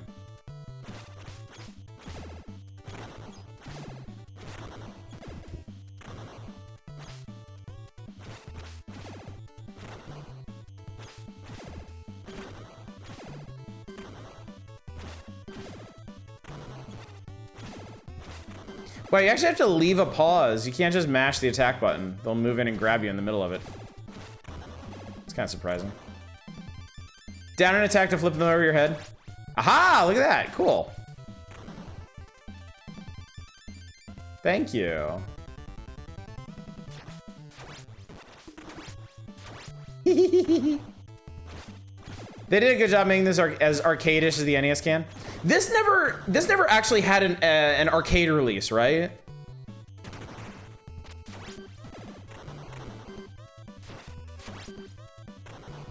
Jesus, those are giant Ninja Gaiden style shuriken.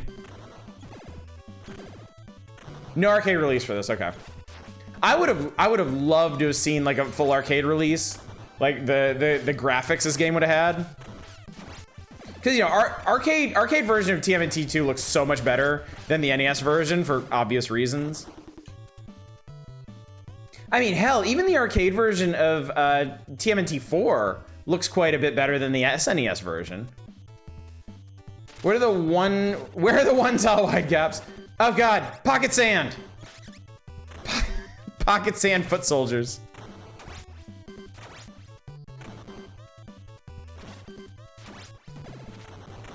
Raphael's your least favorite turtle? Well, he's the rude dude with the tood. Only assholes are gonna name him as their favorite. Rip Dale, damn it, Dale. He's my favorite. Perfect timing, Fury. Perfect timing. I was always more of a fan of Michelangelo. Donatello was my favorite. Because I always like the sciencey smart characters. I like Donatello in TMNT. I like Sailor Mercury and Sailor Moon. Thanks, Oddity. Don't worry, buddy. I call you an asshole with love.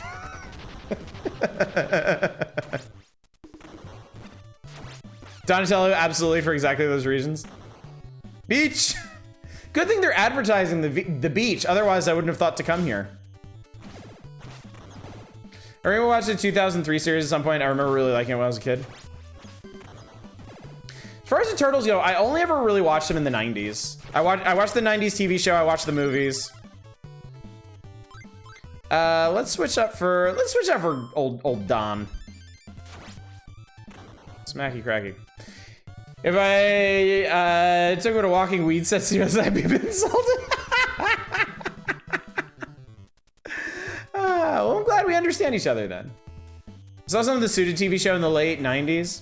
Yeah, I've been watching all the histories of these shows on Secret Galaxy. It's been really interesting stuff because I don't know anything about the Turtles past the 90s TV series. Beach part wasn't obvious. Yeah. First movie was really good. That's not just nostalgia. I mean, it reviewed really well.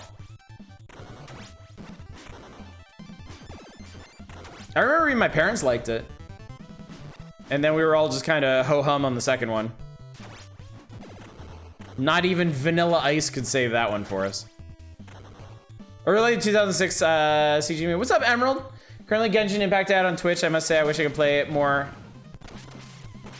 Ow. Ow, my everything.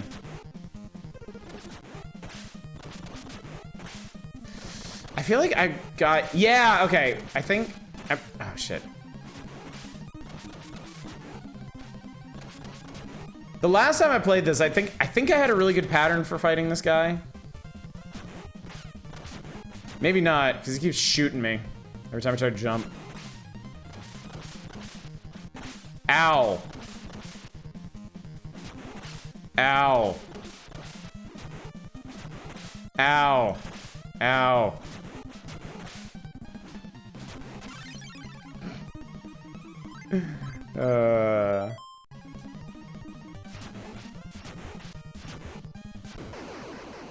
I did it! First try! One thing I say about Shredder's Revenge, Bebop, and Rocksteady are actually manageable. I feel like getting a hard drive exclusively for Genshin. Good work, Leo. Man, you really showed them what for.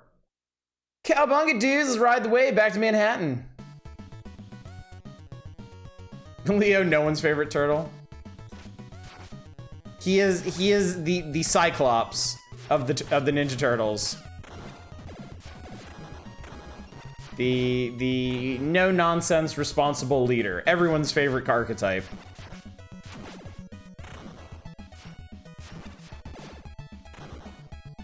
Leo always has the best storylines. I don't remember any of his fucking storylines.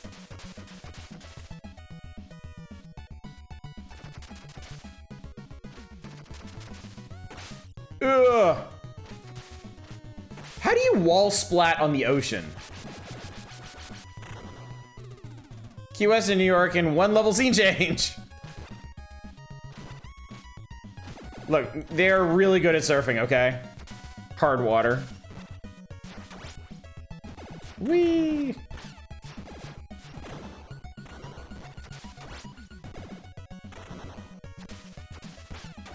More like fartitite. Ow! Just interrupting their synchronized swimming lessons at this point. And I'm supposed to feel bad about that? Ow! This is a good character, mostly because of his personality weaknesses and attempts to compensate for them. The boss's level's the beg too. Flip. Flip! I do like the way they mug at the camera when you're not doing anything else. That's always been really kind of funny. When we get to the turbo tunnel and or the dam, is this not turbo tunnel enough for you? Been very obsessed with janky anime JRPGs lately. I've been into You've been into Neptunia? Very cool mess that game is. I like it. Oh god. Oh god. Oh god. I didn't have this toy when I was a kid. I don't know how to defeat it.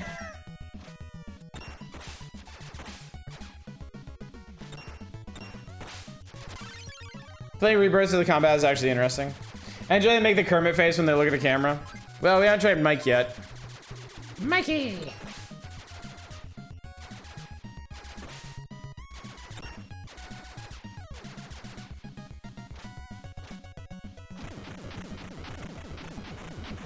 I copied the PS3 version years ago. My sister broke it. With Rebirth is more like Ni no Kuni. Really? All right, submarine time.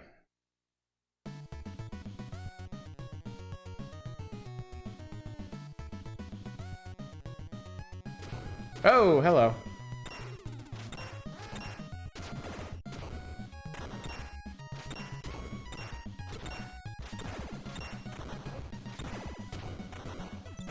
There we go. Oh god! What a place for a turret to show up.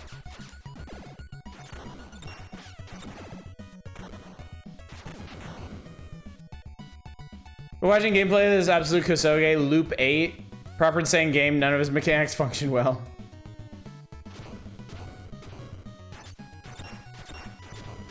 That's a lot of cannons.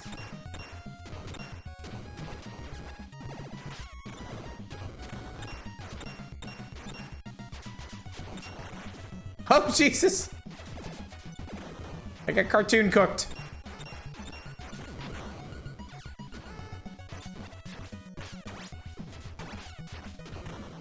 I think Neptune is like a Keep Us Trip type trash.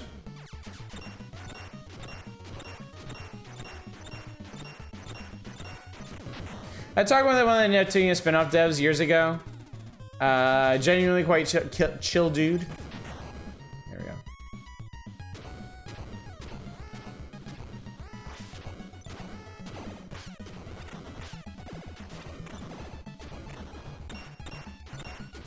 Ow.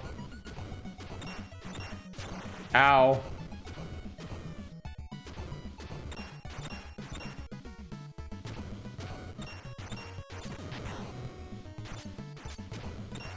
There's a sweet spot where you can hit it, but it can't hit you. That's it. Literally, who is ever gonna take the console wars seriously? Plenty of people did back in the 90s.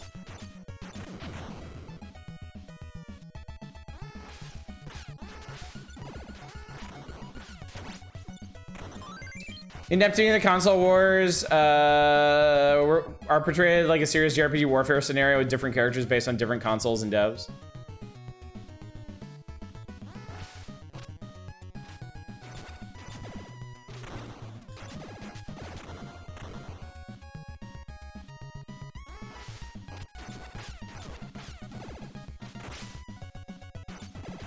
Oh man, you didn't know about Neptunia, huh?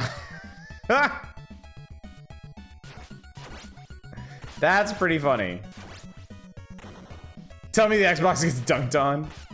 I imagine they all have their time to shine.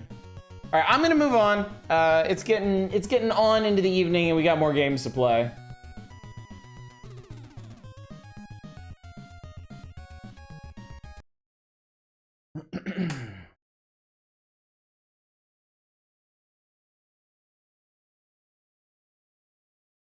Y'all don't mind, I'm gonna play the NES Dr. Mario because I prefer it.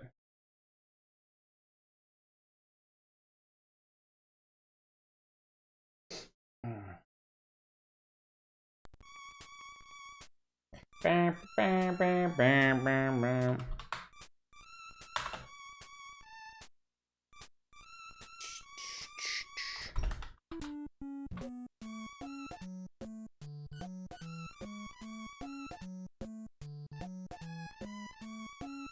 Xbox has such a weird and crappy launch that major hardcore following. 360 came along and blew up. Yeah, definitely.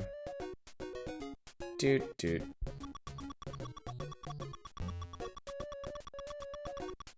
Started like 5, I guess.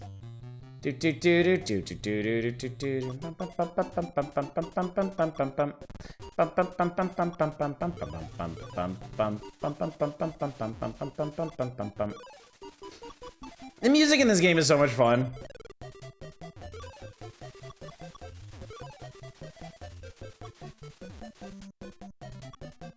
I like the way they writhe in agony.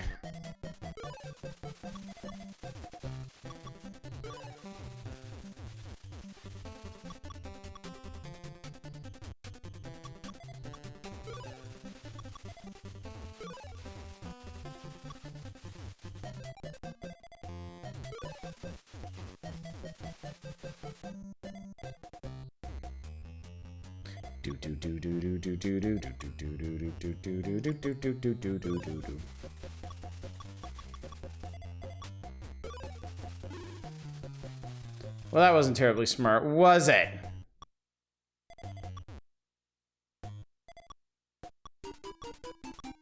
Doot. Ah!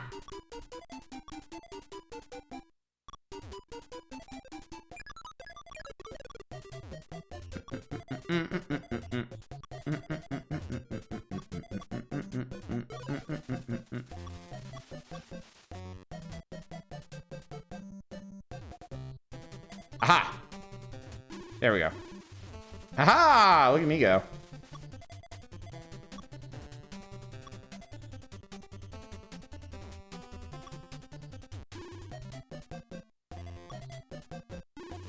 Should not actually watch you play. These drops are gonna make me lose my shit.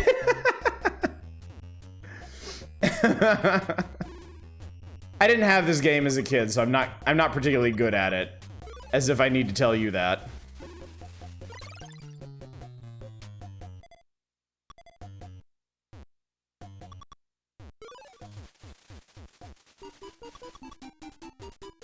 Medicine to cure other medicines affects Western pharmacology in a nutshell. Doot.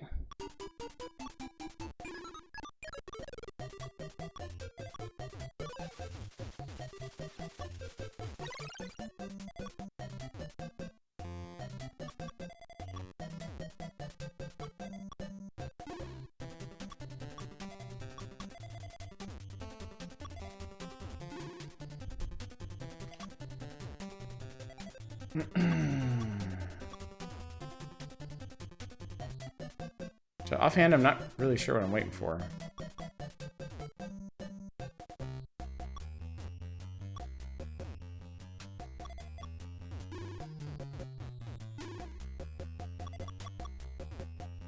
That, I guess. Stage clear! I had the Tetris Dr. Mario combo pack. Oh, hello! Congratulations! Virus level 5, speed medium. Good for us.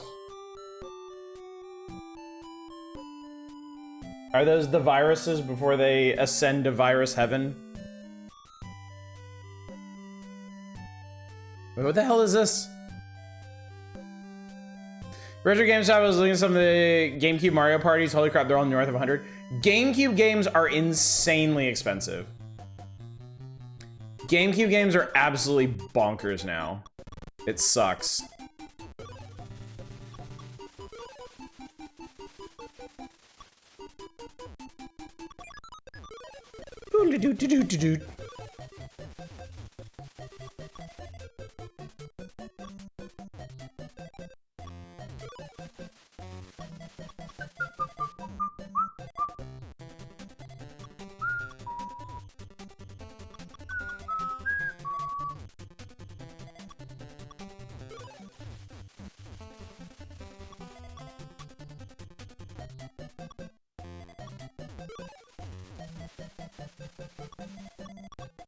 Oh god, no.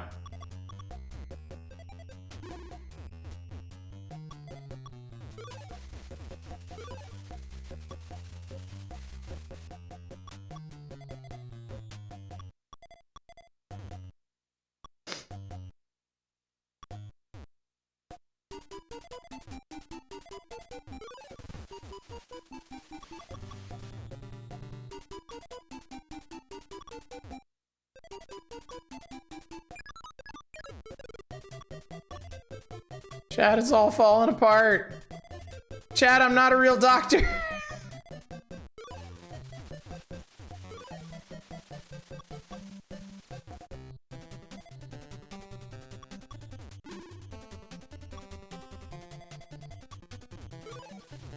Bruh.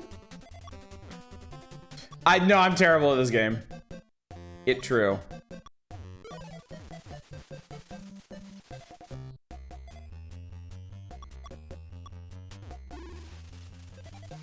You play one on TV, but you're also not a real actor. Oh, I did dumb.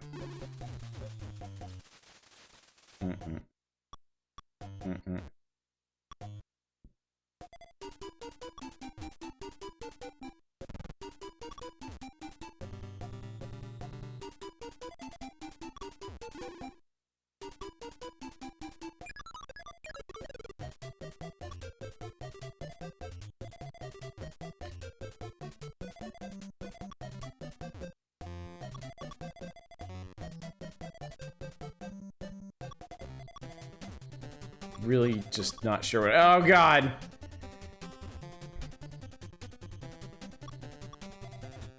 I'm really just not sure what I'm doing anymore.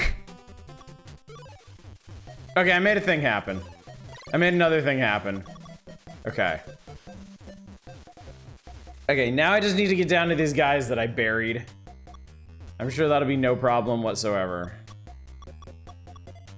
It's gonna be a huge problem. Well, that didn't really help things.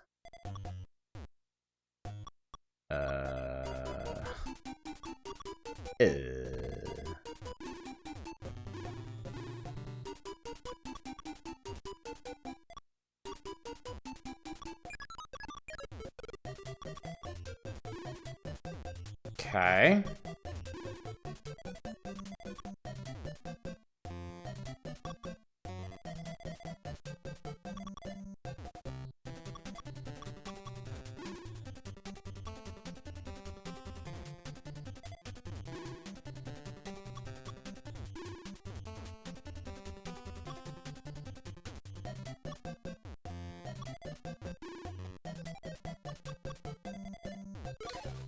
Is there a Dr. Mario competitive community? I would be shocked if there wasn't.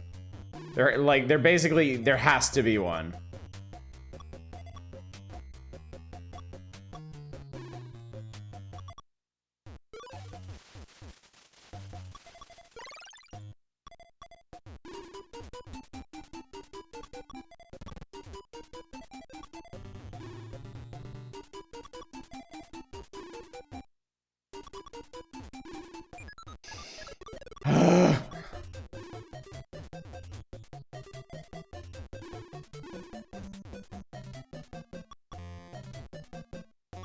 Speedrunning Dr. Mario is part of the Big 20 competition this year. That's cool.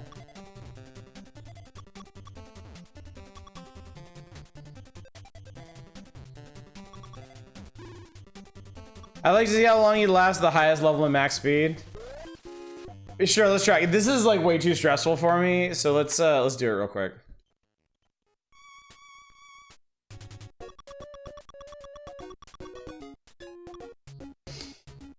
Okay.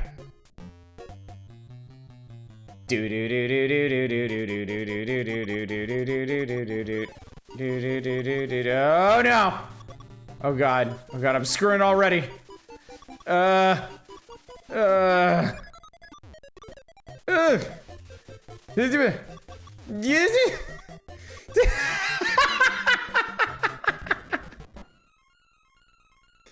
Not very.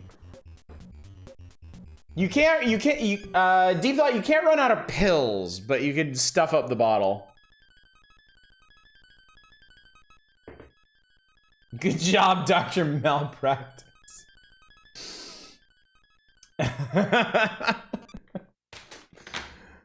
Oh my god. Yeah, this is me speedrunning Dr. Mario. Speedrunning my ass right out of here. Okay. Okay.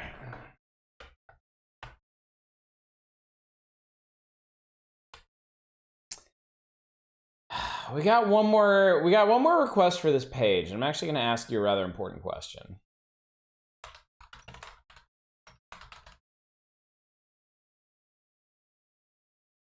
Oh, come on, don't be fussy.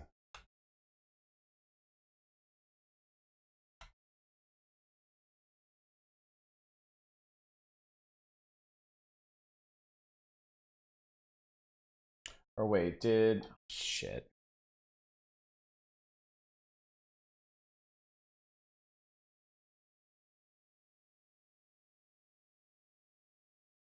I look, yeah, I was just Dr. Mario shoving endless pills down someone's stomach and they hope they kill the viruses inside different people.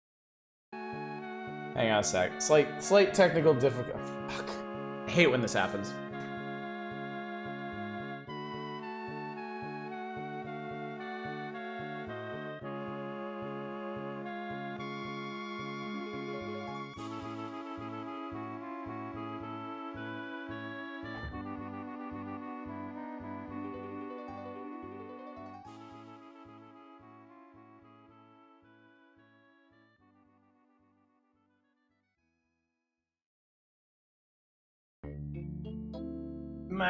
My main monitor is getting a little long in the tooth. And it doesn't behave sometimes.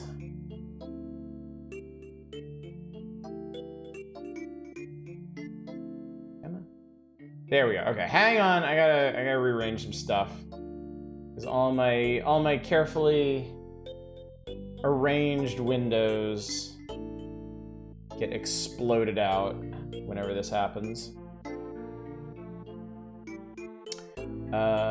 Okay. Some good Game Boy games. I feel like I watched you suffer through a section of all of them at some point. Yoshi's Cookie is coming up soon. Yes, that is correct. Okay. All right.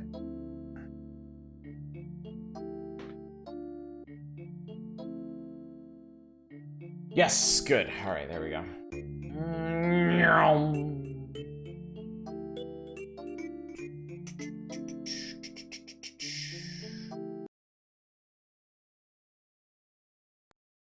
All right, chat, I have a question for you.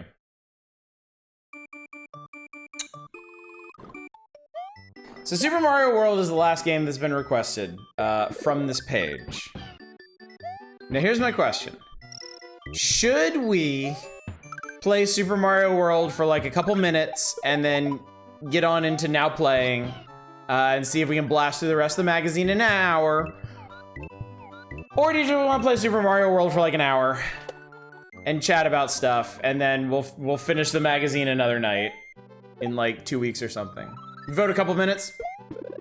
Push through the end of the magazine. Couple minutes. Okay.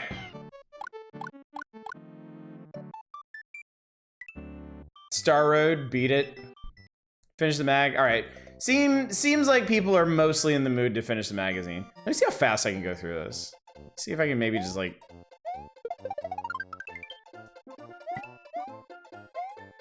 leave this place. Whee.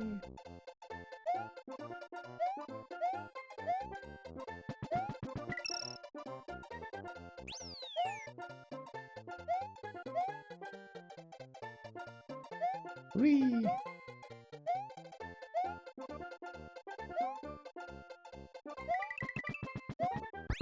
Give yourself a 15-minute timer to see how fast you can race through.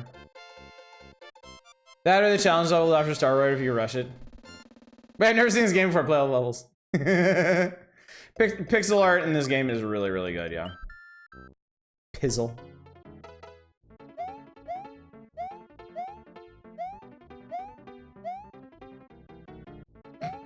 I took that jump entirely on faith. I was like, wait, is there a platform there?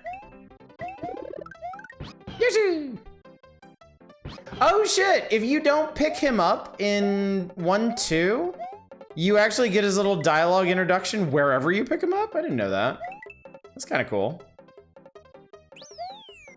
Dun dun dun dun dun dun dun dun dun dun dun dun dun dun dun.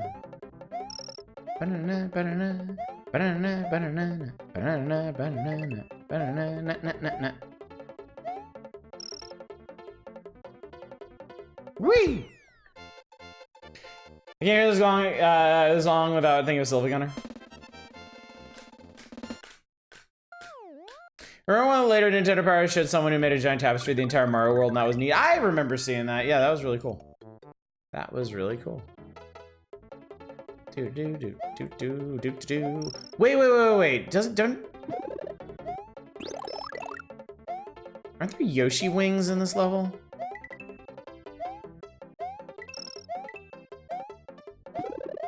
No, it's a star.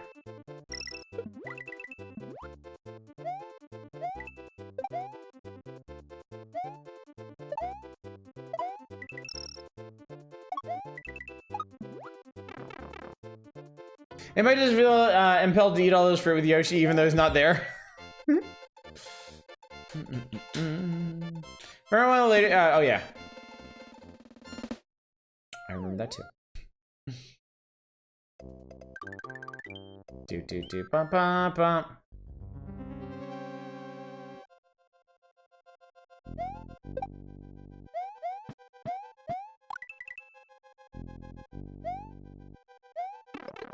Well, shit.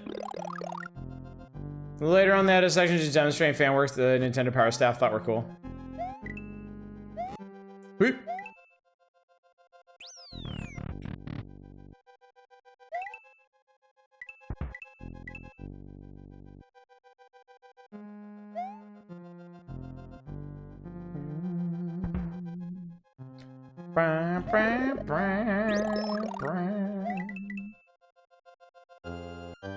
Bum bum bum bum bum bum bum.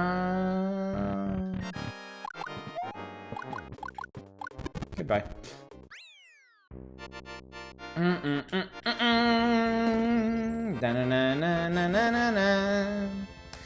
I keep seeing posts from a friend of mine who went to Yokohama for the big Pokemon thing. He's been visiting a lot of the same sites you're talking about on your trips. Like, oh, cool. Very cool. Eat shit, Iggy. Bomb. This game is the bomb. Mario, yeah, whatever. You just killed a child. Da -da -da -da -da -da -da. Hey, come on. Shut up. Everybody shut up. Come on, let's go. Woo! You stay there.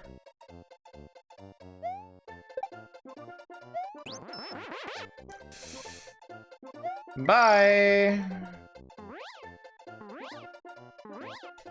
I forgot this is up here.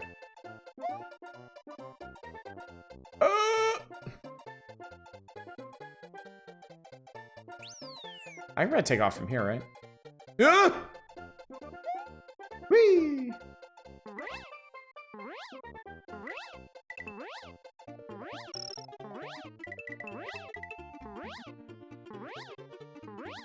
Okay. Okay, that's fine. Oh! Okay, wrong.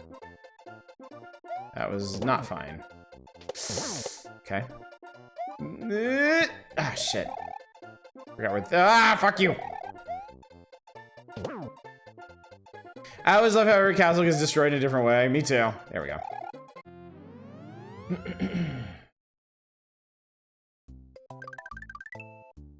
Definitely miss the coolest part of that level. We're in a hurry. Can't stop here. This is Koopa country. Whee. How does he spin like that in the water?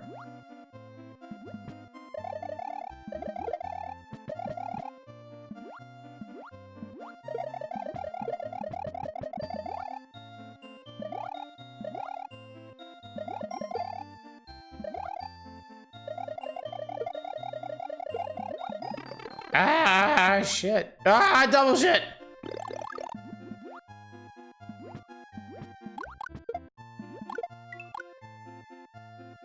Yoink.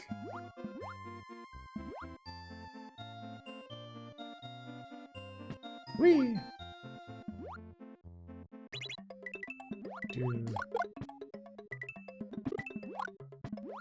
Meow. Think a lot I was playing full-fledged bullet hell would probably be really funny. What did you have in mind? What were you thinking? Because don't I play bullet hells?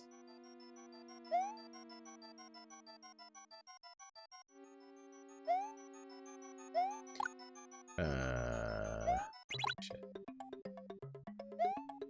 Whee. Oh, Toho, of course. Of course it's gonna be Toho.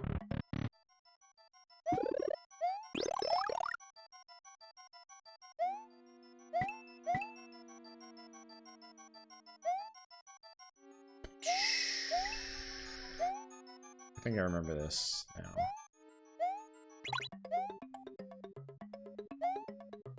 Yeah, there we go.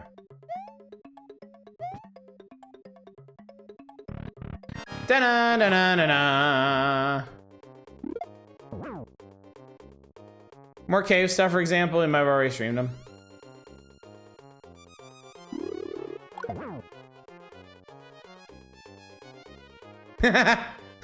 Little boozer. Blah, blah, blah, blah, blah. Woo! Proper Famicom bullet hell named Rekka, which is actually really impressive for the hardware. Dun, dun, dun, dun, dun. Capcom Arcade Collection is a bullet hell designed by Cabe, published by Capcom called Pro Gear. Okay, interesting. Dun, dun, dun, dun, dun, dun, dun, dun. The only cave game I've streamed is no, that's Treasure. Never mind. No, I haven't played any cave. I haven't streamed any cave games.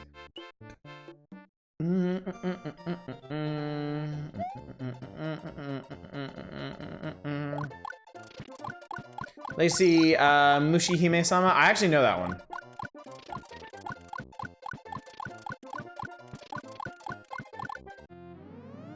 You got Cave Story?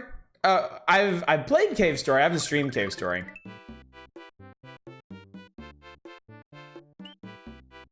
Oh, we do have to go all the way around, don't we? Shit.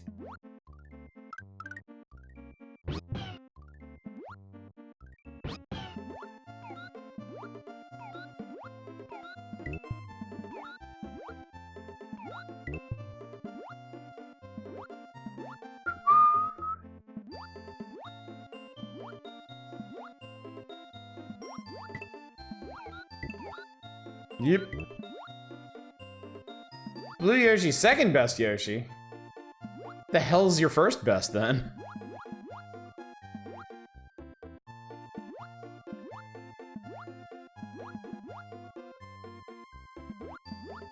Disco Yoshi?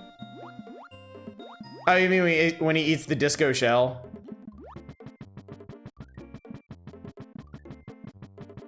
Death Smells isn't my favorite. It was neat, and that final level is so well presented.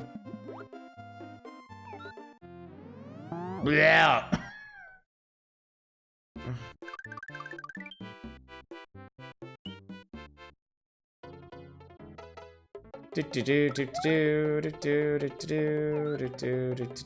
Fuck, I can't do this. Oh wait, yes I can. He just decided to not be there all of a sudden. I accept.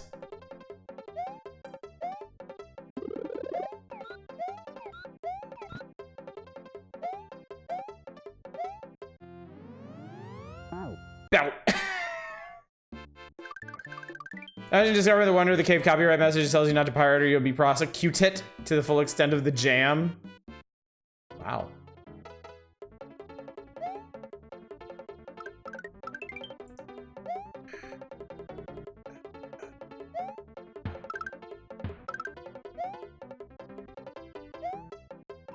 Oh, fuck. Well, that's gonna be a problem.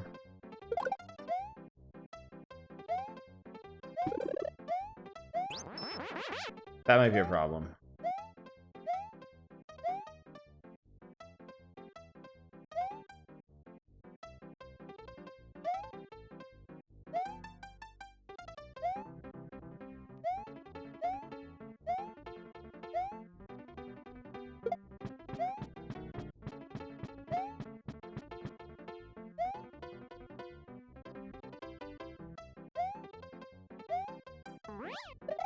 Hello, everybody.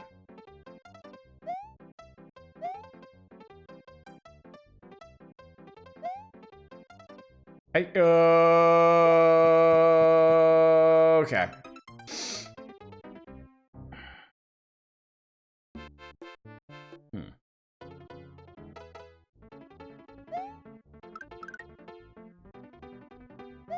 I'll float down from the other side. Well, hang on. I might actually still be able to Yoshi this.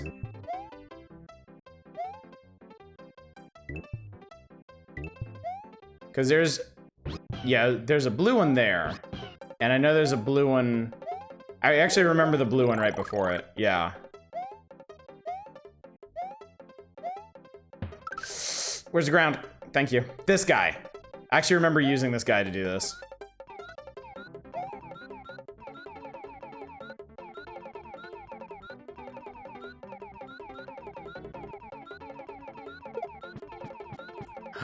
It's a red Yoshi. Fuck.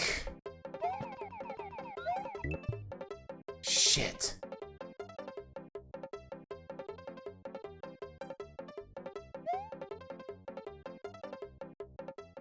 Yeah.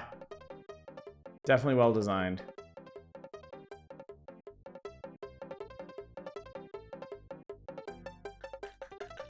Is there a cape?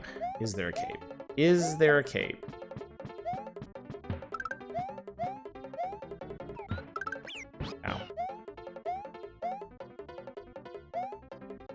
Ow.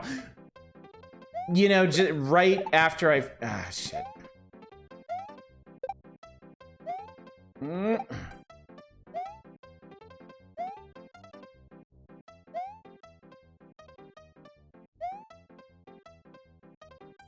No. Well, okay, we could go back and get the easy one.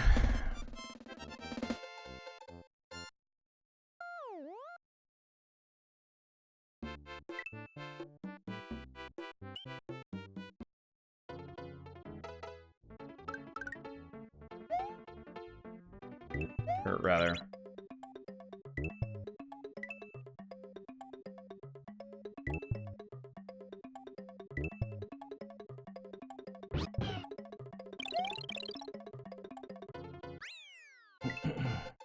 Or finish the magazine?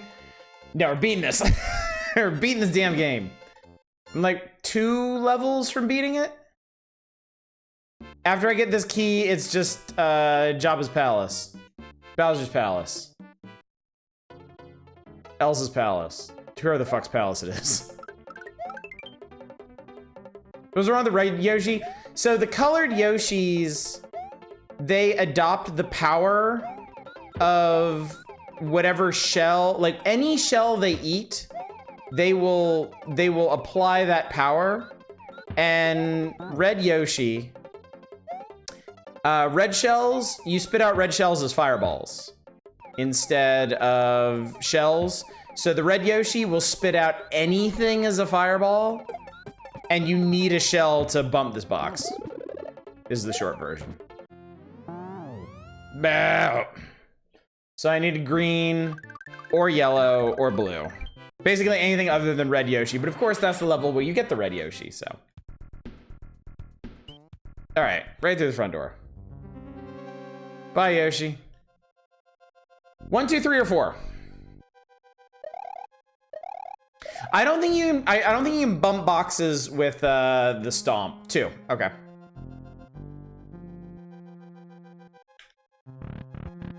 Two is the fence.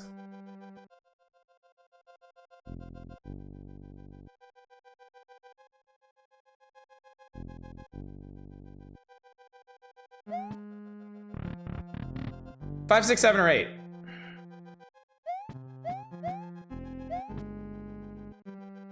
Five. Okay.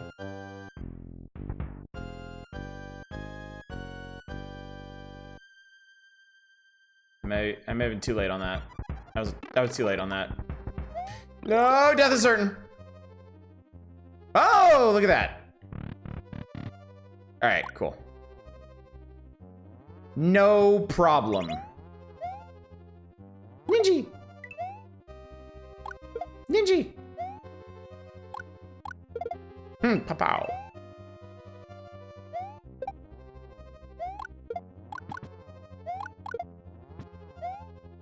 Mecha Koopas are such weird pains in the asses.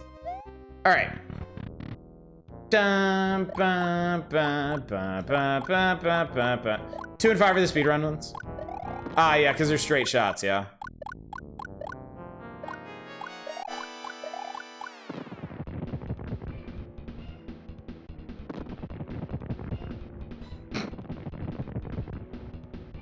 Good for you, buddy. Ah, shit. God, I thought I was gonna...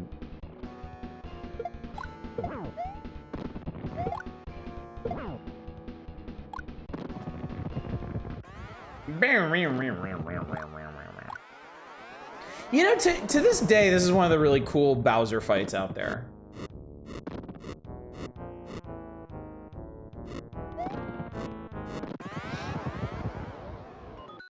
Help!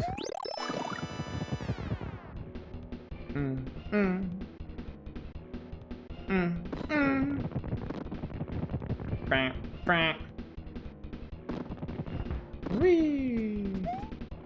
Yeah, why does he have a clown paint on this fucking weird man? Because he's a fucking weird guy, okay? Yeah, definitely some neat screen effects. And also the fact that the UI drops away except for your reserve item.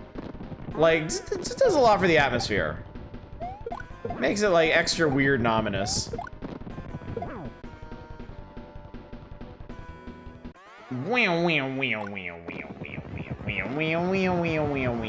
Also, I mean, the clown car is iconic now, so.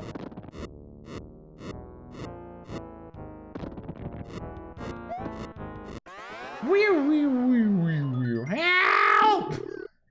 Mario, you fuck, hurry up! See, now he angry.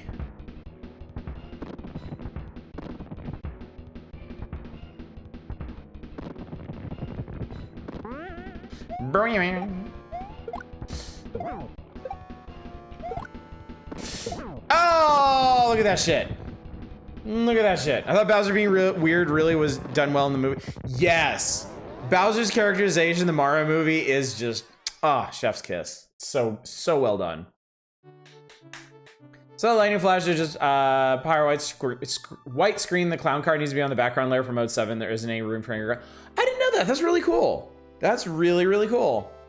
Mario's adventure is over. It took like 20 minutes.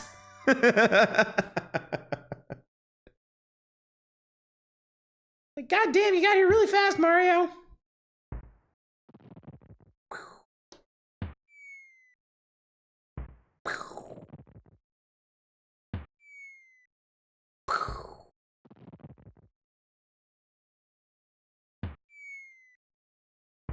Where'd you shoot that one from?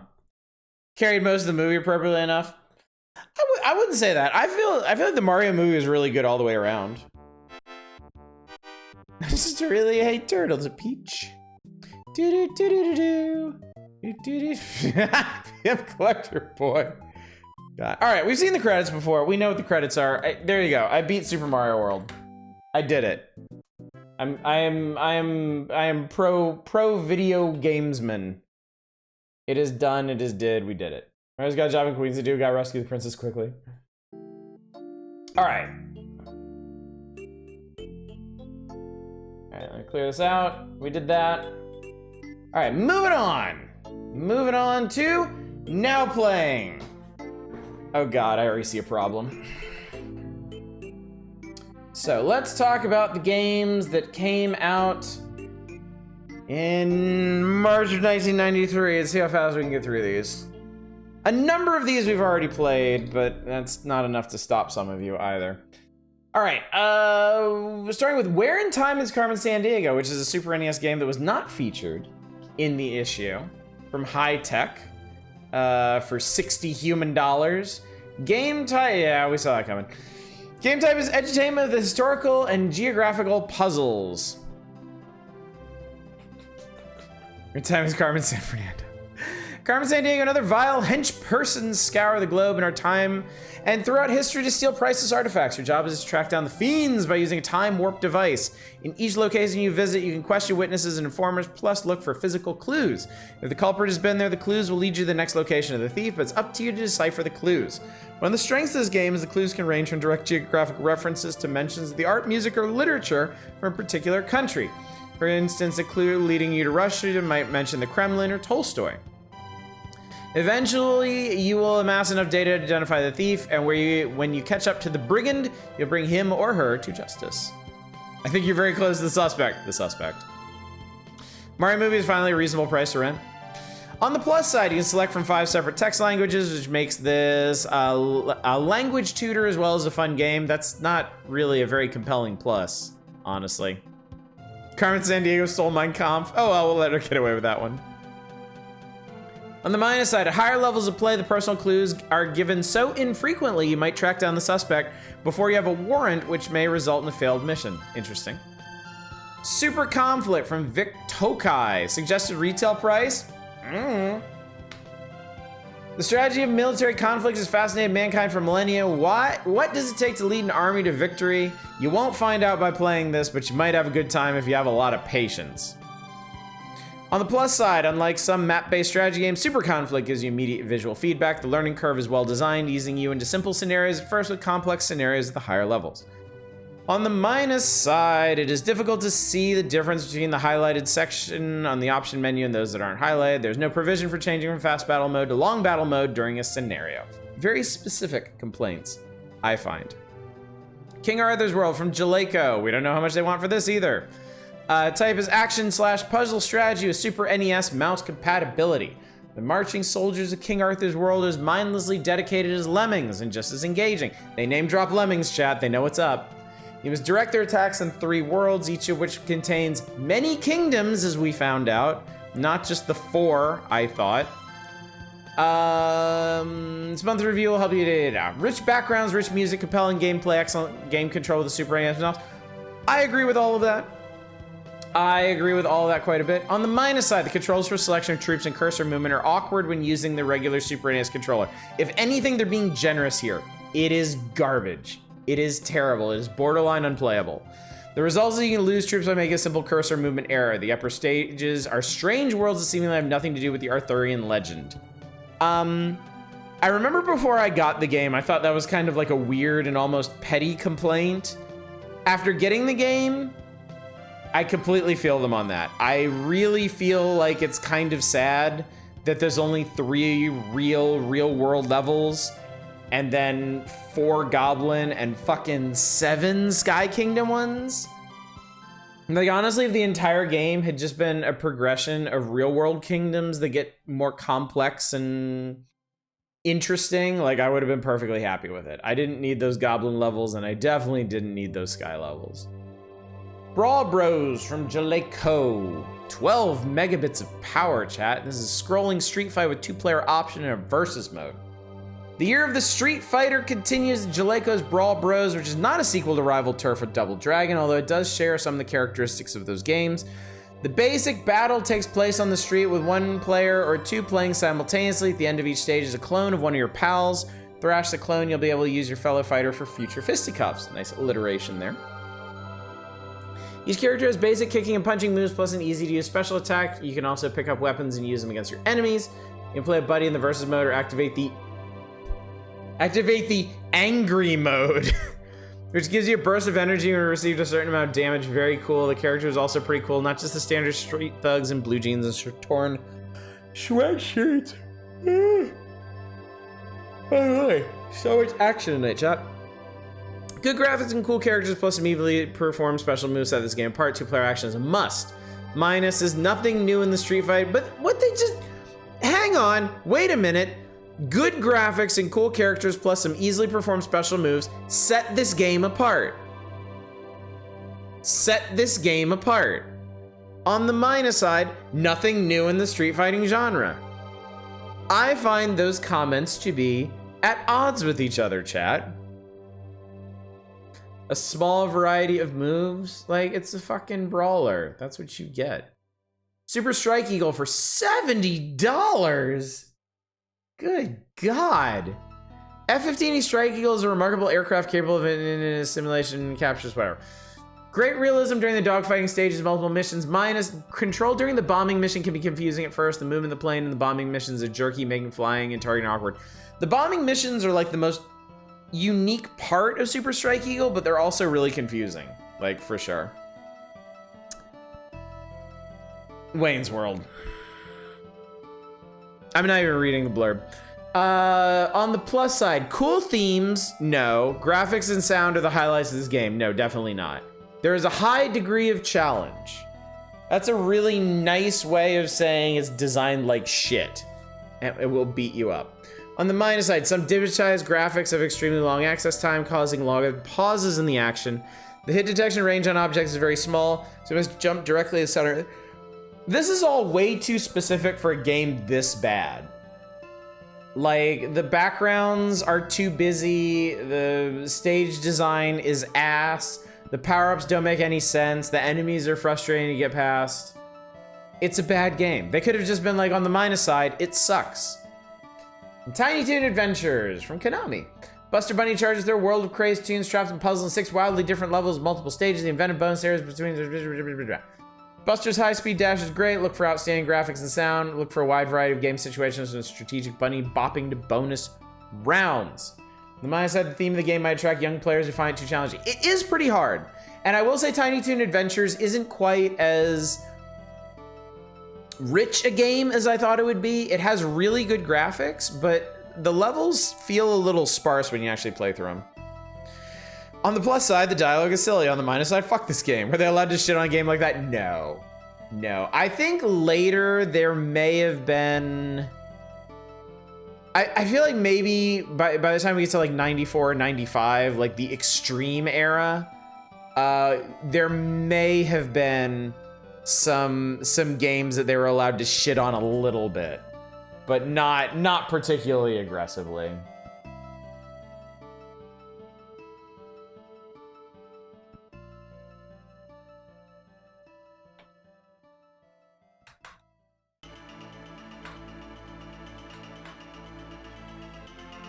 Confusing Wayne's World, the Water World was the wrong year. Well, what's done is done, it's true.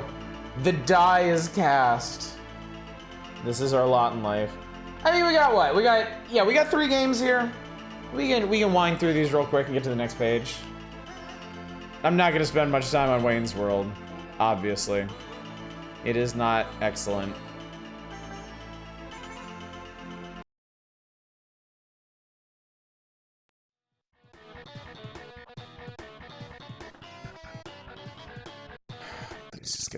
Shut up, just everybody shut up, shut the fuck up. Shut up, nobody cares. No, shut up. Let's be a lesson for you all, decisions have consequences. Which name Minerva Mink was considered so risque, she only got 2 episodes and never seen again other than as a background character. She was pretty funny. I do remember her being pretty funny. Not. Wayne's World's a great game. Not.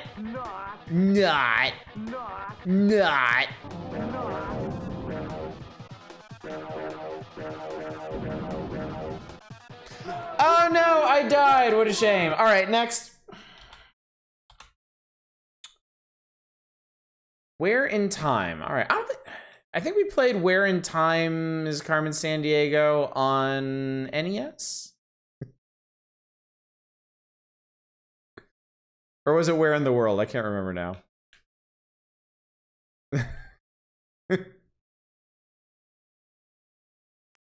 Right, I told that Bob was a repurposed Wayne's World, and that blew my fragile mind, honestly.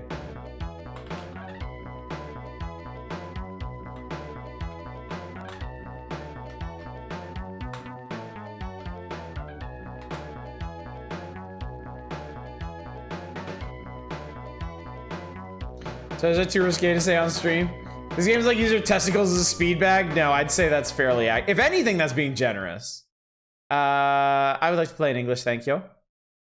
For all the good it'll do me. Somewhere in San Francisco. Acme Time Crimes Division. Oh, this is interesting. Oh, this is interesting. Well, let's go to the basement. We're playing this for the ancient DOS system. We have much tougher than Where in the World. Oh, this is where the credits are. That's pretty funny. Personnel. I wasn't expecting to load directly into like a diegetic menu like this. Welcome, I'm Diane, the head of personnel here at Acme. She has a big head, chat.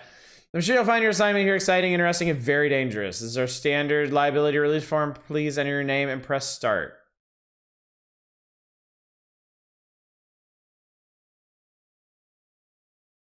Oh my god, it's so slow. Oh my god, it's so slow. Why is there a delay on this? Please select your sex. If you're an active member of our staff, you have a security access code, please enter it and press start. If you're new, just press start. Face looks like it's melting. Hope you enjoy your job here at Acme. We're glad to have you with us. Here's your portable Chrono Skimmer Time Cadet Bubsy. Good luck and good hunting. Here, new recruit, have a time machine. You definitely won't fuck up the continuum with this. Boop, boop. Boopity boop boop. Boopity boop boop boop. System check complete. All spatial and temporal diagnostics are valid. No anomalies found. Equipment is safe for use. From the chief, we have just intercepted a time patrol crime alert. Time sweepers revealed that the Emperor's white horse has been stolen from Japan in 1950. An unidentified man was seen leaving the scene of the crime. Federal Time Travel Commission has authorized 37 hours of use of the Acme Chrono Skimmer for apprehending this criminal. The agency is counting on you to complete your mission successfully. Prepare your Chrono Skimmer for a time jump to Japan, 1950. We're activating the warp sequencing. Goodbye and good luck. Temporal and spatial coordinates focused and locked. 5, 4, 3, 2, 1. Hold on to your balls, chat. Okay, that's pretty cool. Japan's constitution established a legislative body called the Diet. The emperor is a symbolic head of state. All right, let's search for witnesses. He wanted to spy on the dictator Mussolini. Okay.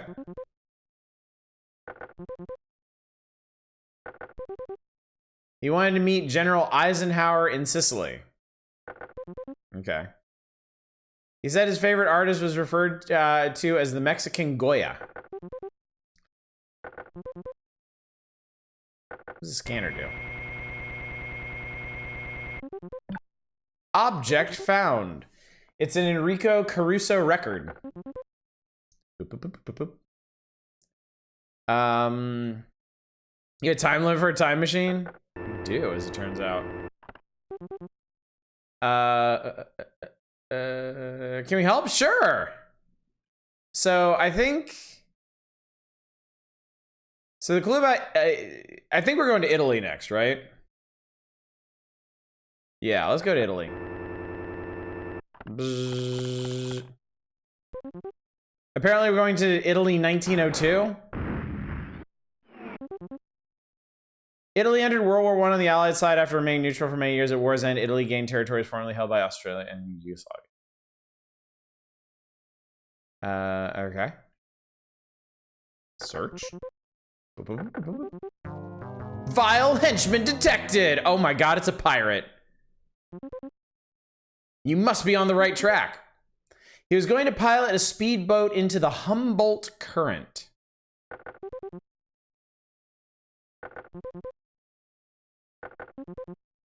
He was going to water ski on El Nino.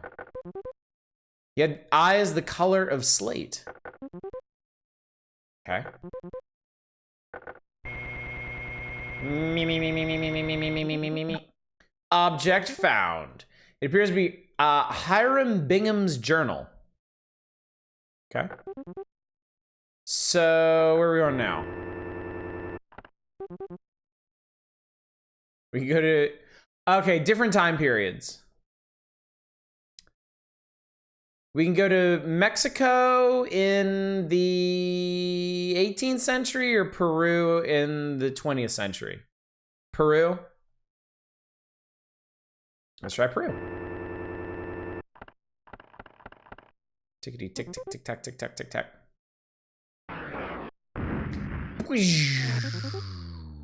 Peru is developed into one of the world's leading fish-producing countries. The port of Callao is the main seaport of Peru. Vile, it's Robin Hood. Holy shit! Robin Hood joined Vile. Printer, he wanted to discuss poetry with Matsuo Basho. So that might mean we're going back to Japan. I went to an event at the Samurai Cultural Center. He likes novels by a female American writer.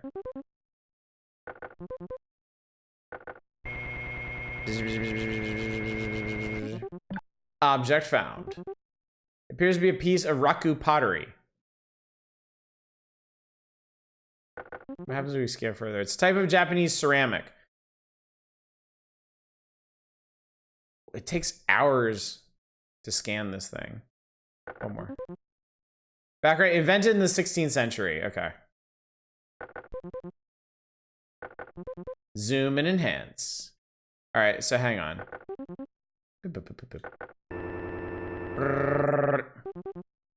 So yeah, we're going back to Japan.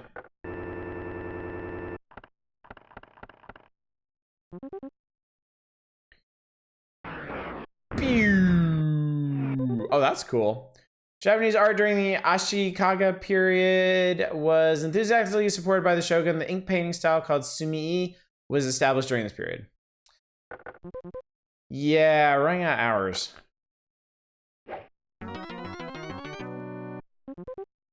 Attention, detection of dangerous materials in the immediate area. Suspect must be close by. Well, what do you want me to do about that? How do we... Do we scan for him?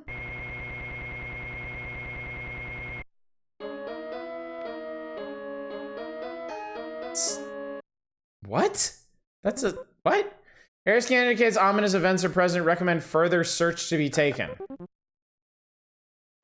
What do you want? Informant? Suspect located. Prepare to launch capture robot. Bay doors open. Suspect data entered and verified. Robot launched. Lobot launched.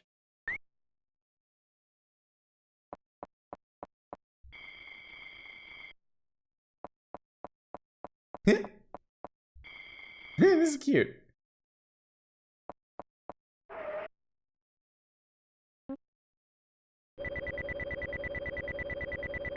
Meedly. Capture robot locked on target. Identity check completed. You have successfully tracked Rudy LePay. Data forward. Please stand by for a message from the chief.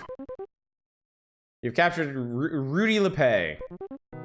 However, without valid warrant data, we cannot bring the suspect to trial.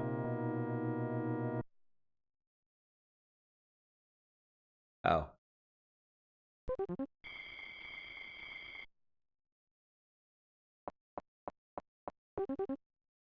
Be careful, as next time we could be sued for false arrest and you could lose your license.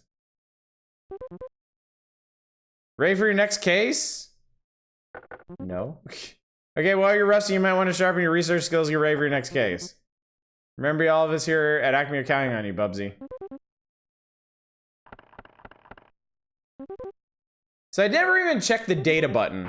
Maybe there was like a form I needed to fill in. Because we did get identifying information about the guy, like his eye colors.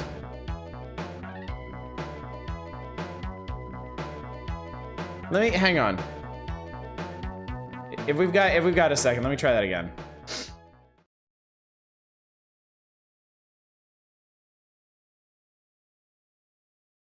A future utopia where cops can be held responsible for their actions. Boo. Boo.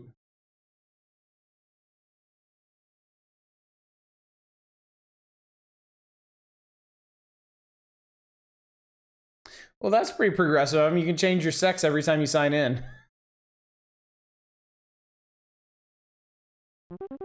All right, here we go. Where we got? A time sweep was revealed that a Mesa Verde Kiva has been stolen from the USA in 1100. Unidentified man. 28 hours is all we have.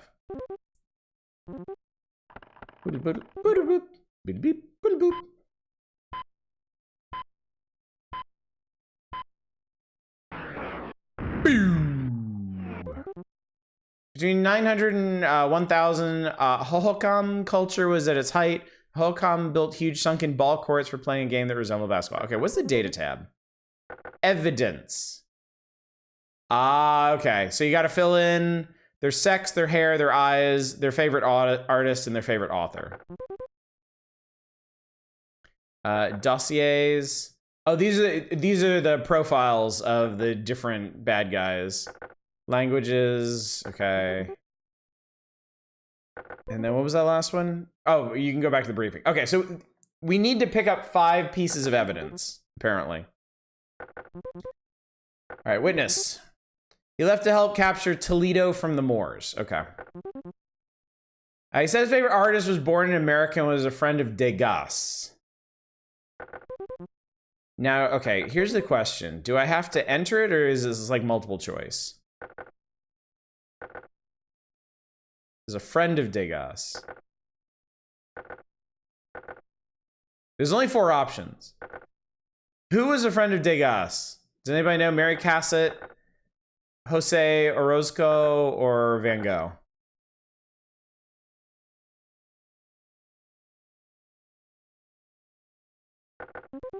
I watched the show as a kid and I looked at the Chiefs action. Yeah, unfortunately.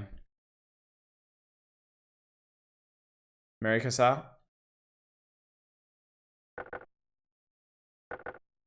Okay. Compute. Oh shit, that actually takes time. Possible subjects, Antebellum, Earnest Endeavor, Rusty Hinge, and mini series. These are amazing.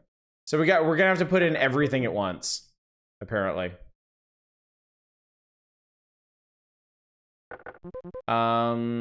Did we do informant yet? You want to join the party celebrating the founding of Granada. Okay.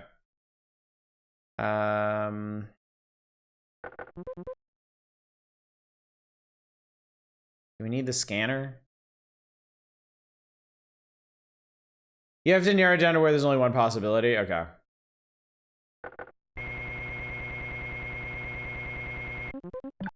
Object found. It's an invitation to Maimonides' bar mitzvah? It's supposed to mean fucking anything to me? Anyway, I think we're going to Spain.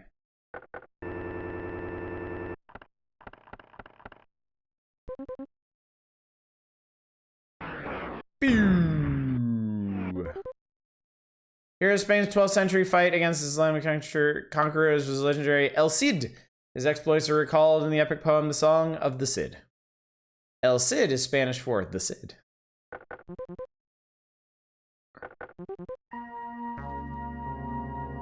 Yeah, she looks pretty vile to me. You must be on the right track. He was headed full tilt for the Leaning Tower of Pisa. Well, that's easy. Ah, cute pun, by the way.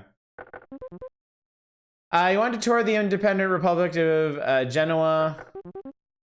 He enjoys the works of an exiled French author. You think we can get a warrant just off of that?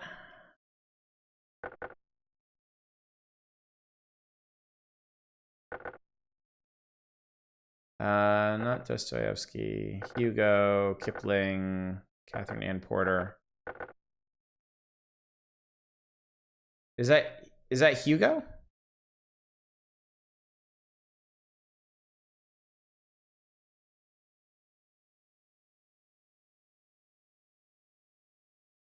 You're the guy. Yeah, I know. Sex male. Let's try computing this. Yeah, it's not Dostoevsky. Warrant data entered, please stand by. Warrant issued for the capture of Rusty Hinge. Capture robot activated. All right, so let's get. Okay, so he's going for Pisa. So, oh shit, time period. Time period.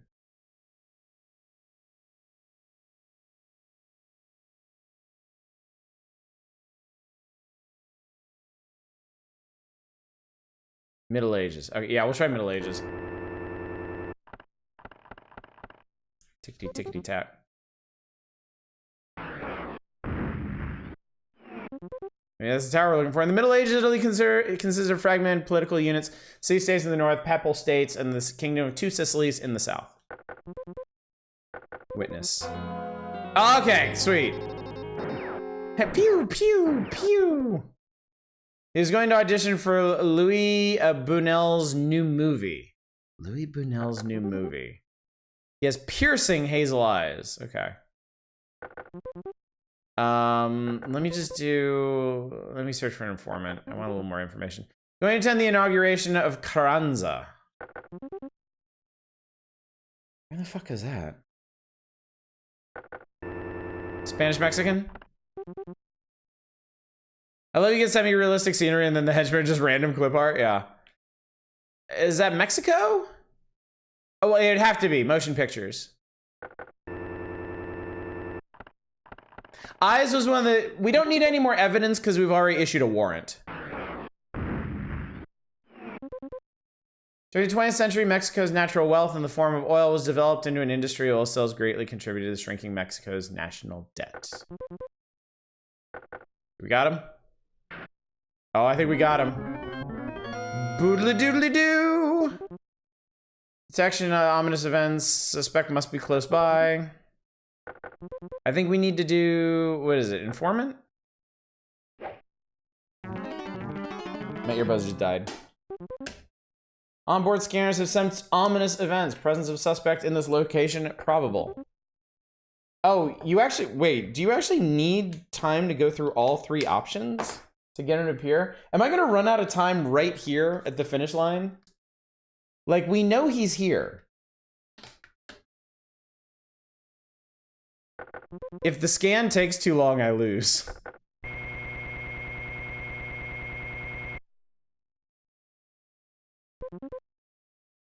Suspect located, prepare launch, capture robot, bay doors open, subject, yeah, robot launched. Okay.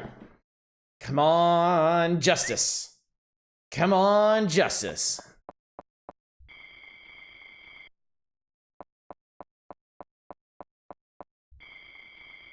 And while all these pratfalls are going on, the timer ticks over to 0 and it's like, oh, we ran out of time.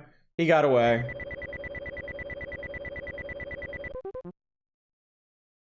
All right, locked on, identity check completed. You've successfully tracked Rusty Hinge, data forward to validation. Please stand by for a message from the chief.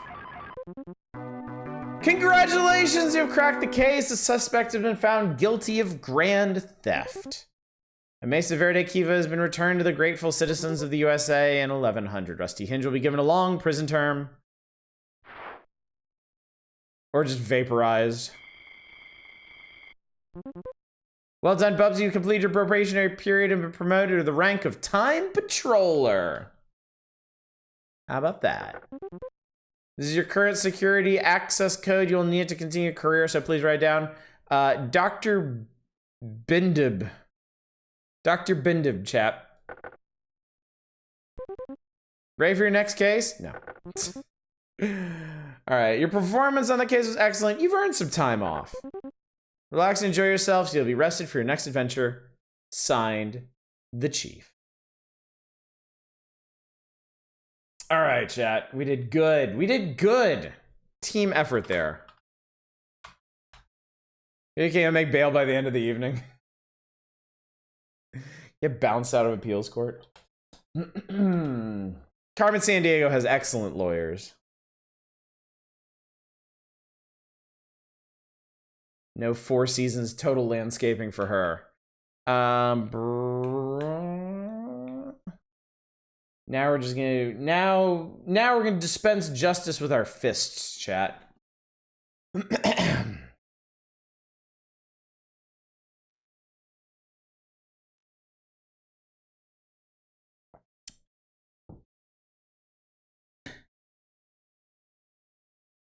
They make this title screen in MS Paint.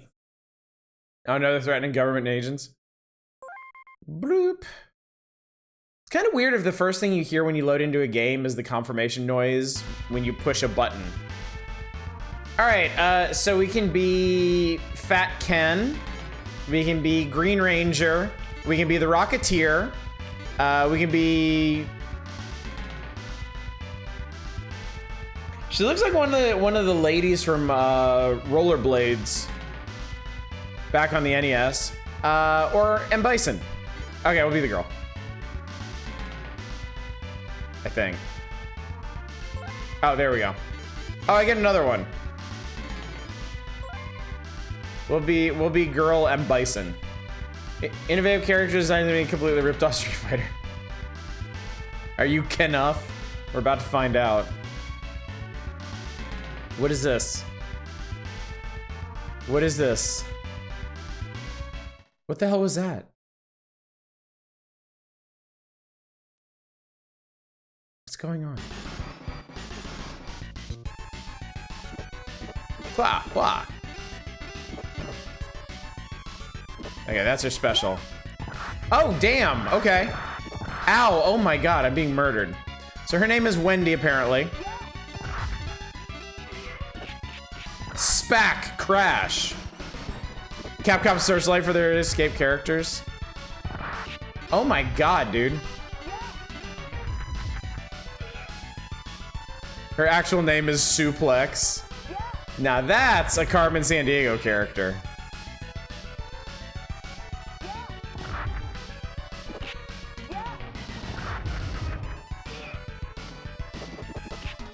Crash. Load time in the SNES game ahead of its time. Ow. Ow.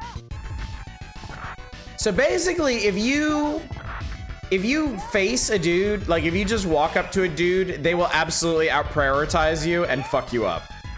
If you approach them for the top or the bottom, you can grab them and fuck them up.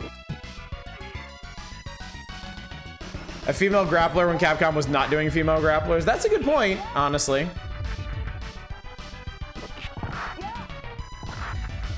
But yeah, if you let these guys start hitting you, they will end your shit completely.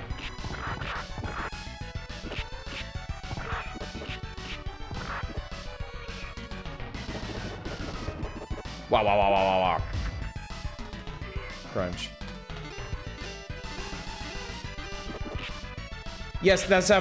No, the point is there are other beat 'em ups where you can walk up to a person without instantly being destroyed. Like it is a stark difference in this case.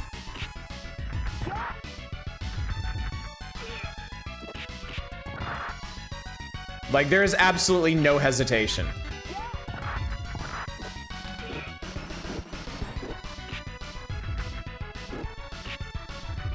This game has a lot of good ideas, like missing 10% of the frames necessary to make it really good.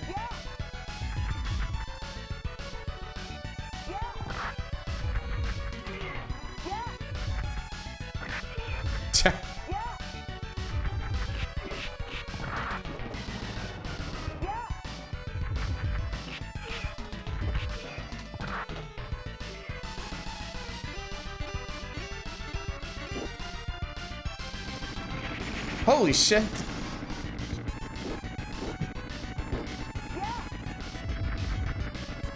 Ow.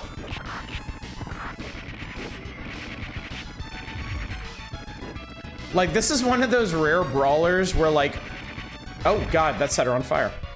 Like, weapons don't feel very useful in this because the moment you're in line with somebody, you will just get destroyed.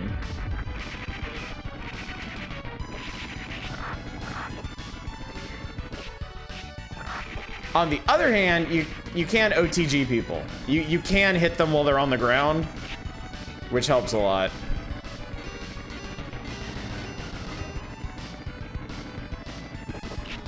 Where did Mr. Power Loader come from?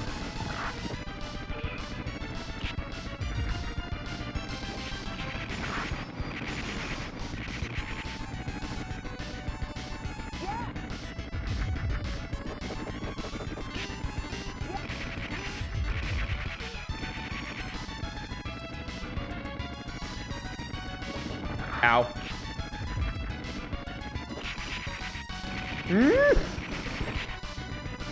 We're worried about Orange Doom guy on the chopper. Wow, it really is.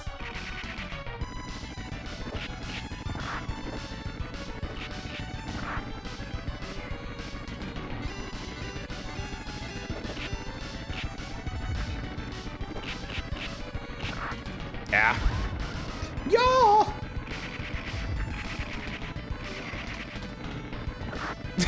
There was no respawn animation. It's just, where do you want to be? And then you're there. That's it.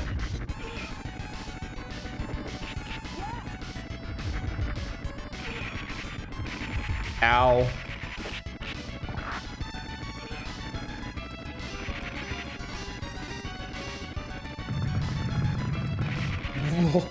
Well, I guess we're dead. Nice landing. Oh, it's a red one. Ah, what is it? Was he giving me a wedgie? Also, enemies can OTG you, which really sucks. Guesses need a bigger budget.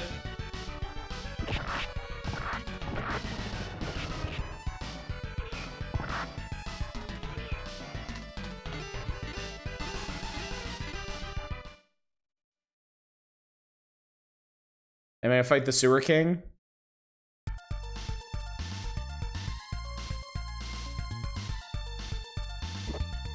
Oh, sweet. Sewer chicken.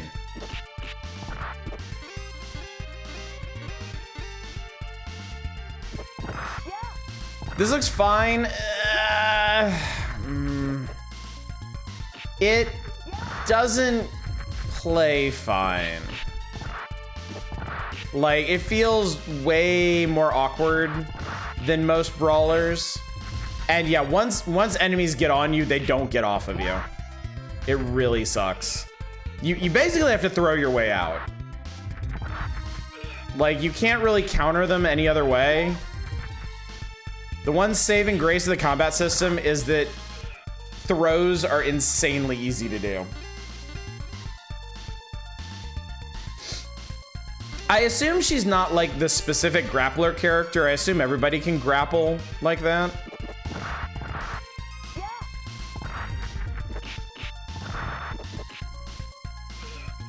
Ugh.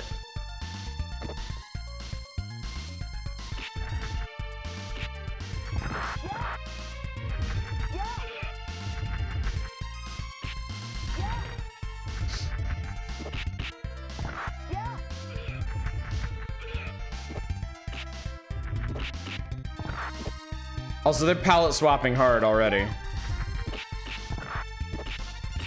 It's only really noticeable because they only have one really unique looking enemy, and it's like, it's Power Loader Man. Is there a tag team mechanic? There's a taunt button, I think. She can flex. No, I don't think there's a tag mechanic. Unless it's a very specific button combination.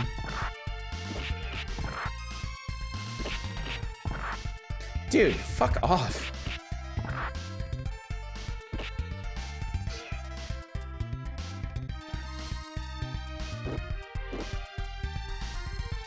God, when she picked it up, I thought she was gonna huck it at somebody.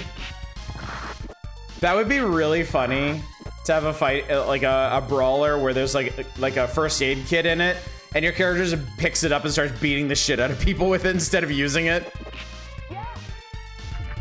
Like, fuck that, I'm gonna eat my sewer chicken. Any grapples are weirdly anemic. I don't understand that one wedgie attack. Like, that's so bizarre to me.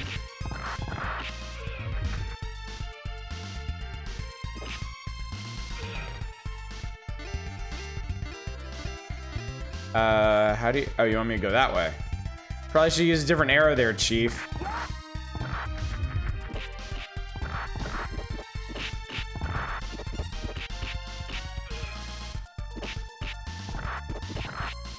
Ninja guy holds you for a second and you take damage? Yeah.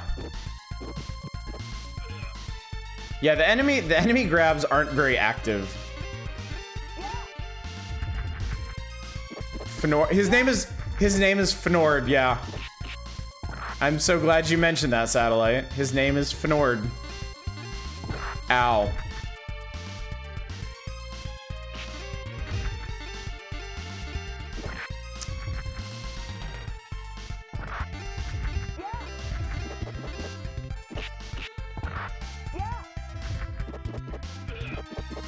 But we're seeing the Fnord. Oh my god. Ah!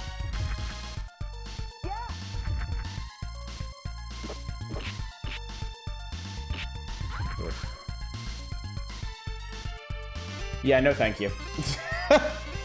No thank you.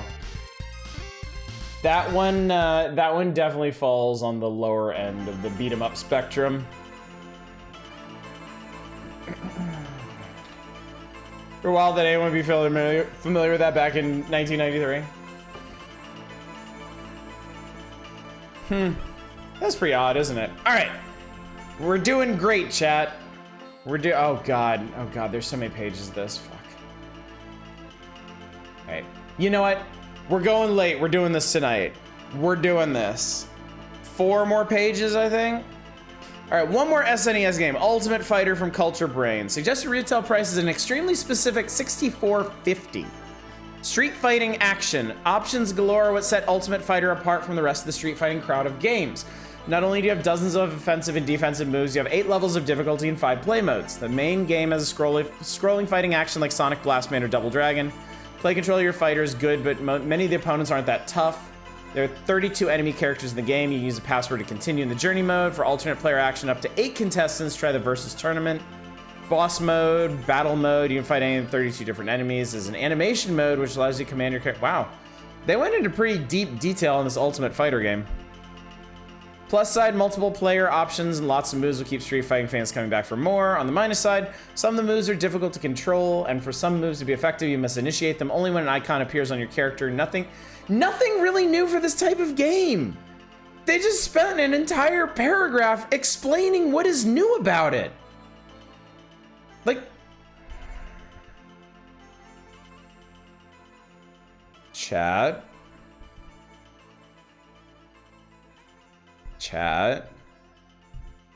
Do you think they let somebody back into the office for some of these? Do you think maybe there was somebody hiding out in the back rooms? An uninvited guest, an unwelcome guest? I won't say it. I think they never left, just the layout.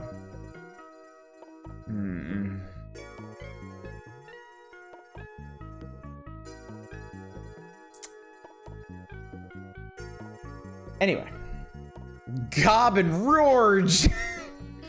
Anyway, moving on to the Game Boy games. Adventure Island 2 from Hudson Soft. Master Higgins searches 8 adventure filled. It's Adventure Island 2. We fucking know it.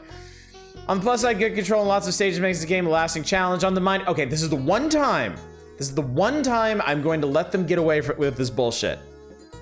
Really nothing new from previous Adventure Island games. That is 100% true. It's just a carbon-ass copy of Adventure Island 2 on the NES. Millen's secret goddamn castle. It's up to Millen to find the treasures that can save the queen. It won't be easy, even with our tips. Fans of the original will find the same searching, jumping, and shooting. Plus, lots of challenging items. Minus, you must fire bubbles everywhere if you expect to find the hidden treasures. It can require a lot of patience. Accurate. It says accurate. I think Rob left, but George stayed on as an editor for a few years after. Thanks, I hate it. I hate it so much. I'm going to learn to dread these sections again. Sumo Fighter from DTMC. I have never heard of this game in my life.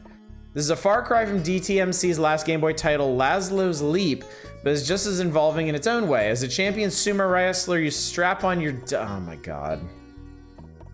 You can't fucking say things like that. As a champion sumo wrestler, you strap on your diaper and go to battle with an evil samurai who's kidnapped your sweetheart. You aren't about to play this game for its plot or characters. Instead, look at the action. Okay, yeah. Yeah. One of them definitely stayed behind. I recognize this writing. As a reminder, the emotes are named backwards. I know. I like it better that way. Your sumo moves are unique. Hand slaps, are shaking foot stomps, forearm pushes, and words. Weird fun too. There are bonus areas where super sumo wrestles or fights in other disciplines such as kickboxing. Password, boost levels, skill, whatever. Plus side, variety of gameplay plus bonuses include various sporting events. Minus, although sumo wrestlers are big, sumo wrestling is not well understood in the US. Some players may be confused by the theme and actions. No! No! Sumo wrestling is a universally understood pastime. It is the perfect sport. How dare you? Okay. I'm getting mad again, chat. I'm mad and I'm not happy. Tailspin from Capcom. Baloo the Bear dons goggles and takes the air in the latest Capcom Disney character titles. Baloo's plane flies upside down with steer to the left and right side up and pie to the right. All the graphics look sharp, the action can be confusing with all the necessary switching using upside down, right side up. Plus side, big fun graphics, downside, awkward upside down view and flying. That's it. That's it. That's all they have to say about this. It's awkward when you're flying upside down to the left. Like, what kind of moron? We know what kind of moron. What kind of moron can't fucking handle that? Put a pin, this will be relevant at next issue. Many people don't know the exact rules or form, that's one of the easiest sports to understand inherently, yeah. Big man slap the shit out of other big man. Fall out of circle, win. Krusty's Funhouse. The third reincarnation of Krusty's Funhouse offers more of the same puzzles and complex rooms, where every rat is for himself. After leading the rats to their demise, Krusty must uncover the secrets of the room, and I don't care. Game has lots of depth and will keep both action and puzzle play. Lots of depth, chat. Lots of depth in Krusty's Funhouse the Third.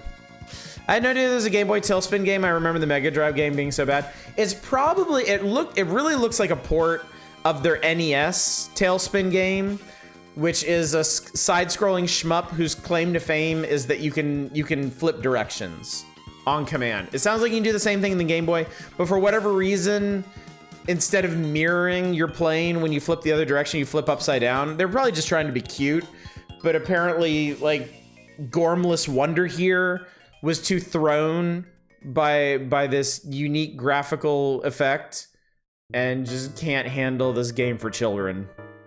Krusty's Funhouse has the Lemmings like, isn't it? Sadly, yes. The Empire Strikes Back from... God, it's a Capcom game. That's so depressing. Why did Capcom make such shitty Star Wars games? Luke is back, so is the Empire. Story is told in cinema graphics. Action takes place traditional side-scrolling. Plus, superior cinema graphics, variety of action characters, including vehicles and mounts, very challenging.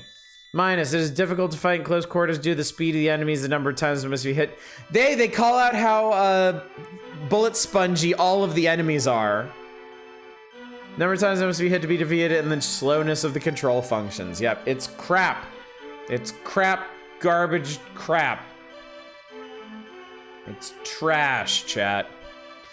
Tumble Pop from Data East. Whoever would have thought that vacuum attacks would become so popular on Game Boy.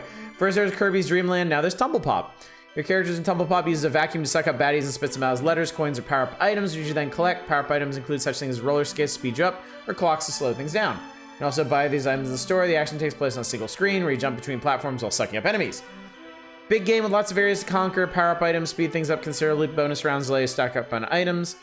But the action levels don't really offer much variety. It's never really clear why you're supposed to be collecting letters to spell tumble pop. It's equally unclear what your goal is in any given level. These could be legitimate concerns, but at the same time, I think this column is being written by an idiot, so I can't really trust them on that.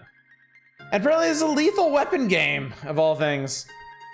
Wikipedia credits Game Boy, Empire Strikes Back to Sculptured Software and NMS Software, not Capcom. Okay, typo. Fair enough. Lethal Weapon from Ocean. Scrolling action based on the movie. Riggs and Murtaugh are back on the street stopping criminals any way they can.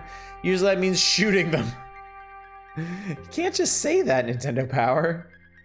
They run out of bullets, they aren't above using their fisted feet. This is a one-player game. You can use either the LAPD's most mismatched partners. You can switch back and forth in the middle of a stage, 5 levels. 5 levels! Only 5 levels in an NES game. Damn. That's not much of anything in 1993. They're not even trying. Allow movement up and down the path, perspective, and make jumping on top opposite. So it's kind of a beat 'em up, except you have guns too. The action is non-stop, and you have your choice of characters, each of which has its own offensive fighting strength that adds to the variety of play. The game doesn't capture any of the feeling of the movie. Hit detection when you shoot an enemy character requires to be lined up precisely. Overall control is rather poor. 5 levels is fine levels. I feel like if it's $10 per level, that's a big ask, dude. That's a big ask. All right, real quick, let's just glide through the rest of this. Break time. FCI has put together a pool tournament for the NES. The game contains many of the standard pool variations, slow cursor speed. King Clown in Nightmare World. You probably can't see this because I'm over it, but here.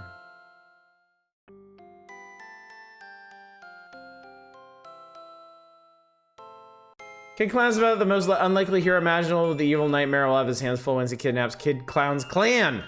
So 6 stages of jumping and balloon popping. Let's just do some shit. Good graphics and control, low challenge factor during the first round of play. Police brutality and due process meant different things 30 years ago. You collect letters spelled bonus word because it's a video game. Yeah, that's not something you fucking question, seriously. Mickey Safari in Letterland.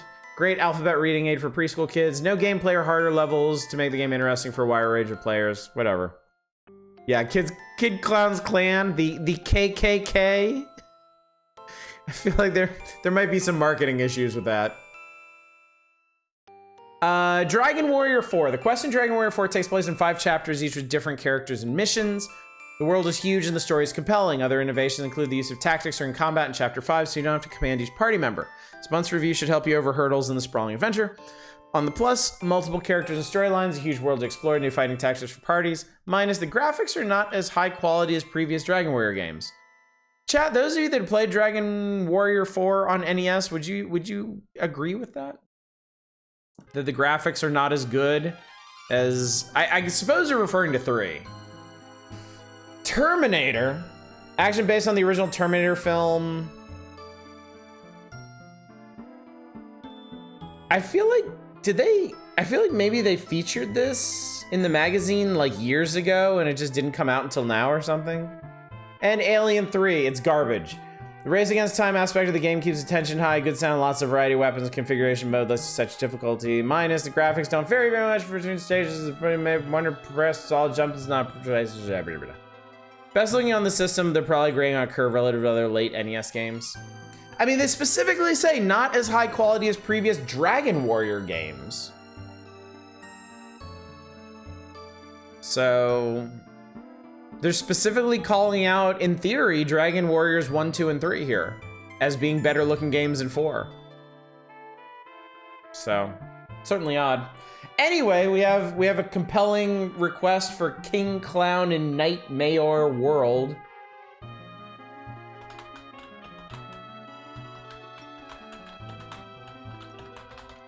So let's do it. So I think Guardian Legend is an amazing looking game for him. Yes, especially considering how early on in the NES lifespan it is. It is a very good looking game.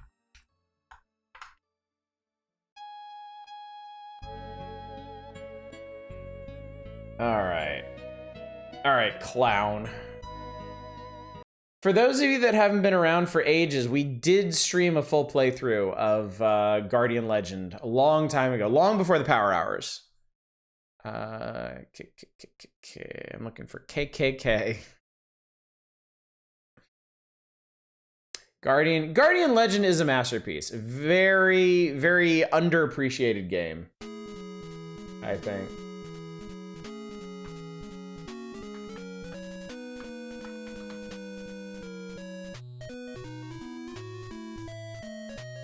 Okay, that's better. It's clown time. Oh, Lord have mercy.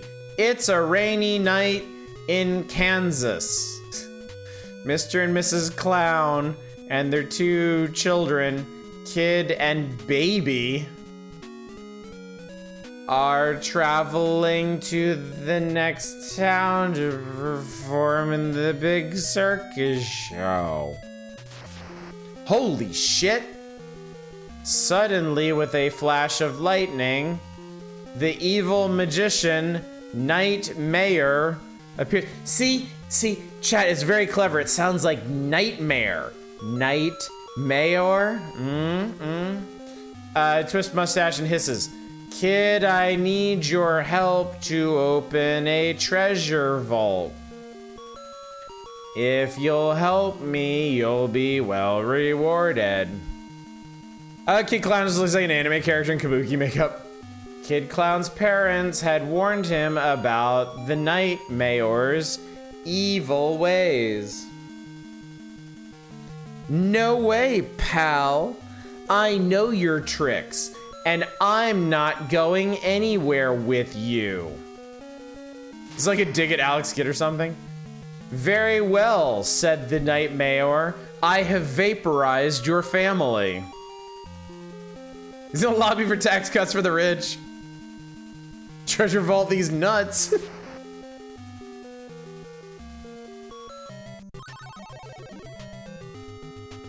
Okay, I mean, honestly, that was a pretty cool transition.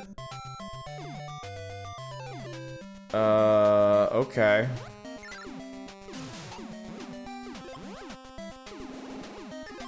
Why am I picking up strawberries and they're listed as chips? Why do my balloons explode?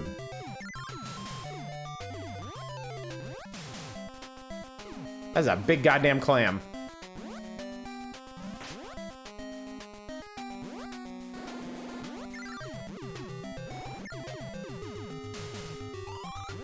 That's just how clouds work. Oh, that's cool. You can, I think you can use your balloons to, yeah, you can jump off your own balloons. Tortilla chips have a lot of salsa on them.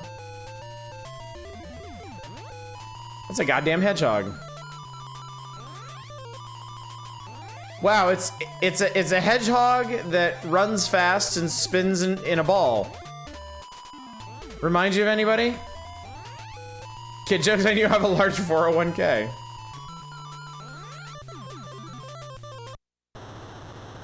Never mind, he's dead now. Don't have to worry about copyright infringement if they're dead. All right, so our chips turned into... Oh my god.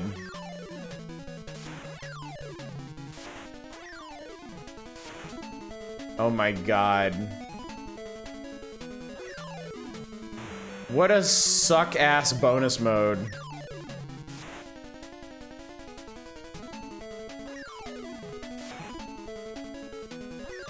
Just make it end. I don't care anymore. Doesn't ring a bell. Pothead the porcupine. The trail Nightmare left led to a swirling purple portal on the far side of the forest. It's red. Oh, now it's purple. Fuck you, game. You could have done that concurrently. Magician's cruel laughter could be heard through the gate. A clown's gotta do what a clown's gotta do.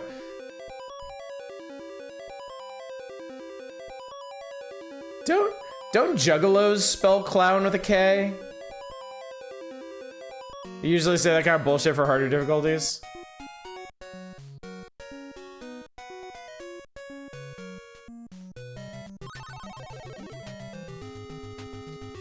Wait, am I doing this? Wait, no, wait, what? So that was just like the intro stage, the tutorial stage? This is so weird.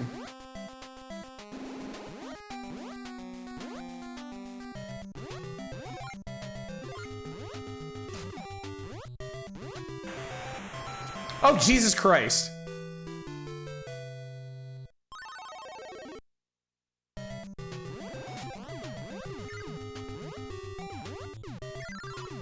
Dude, he eats these balloons so hard, too. The snake eats them. He eats them, snake eats them.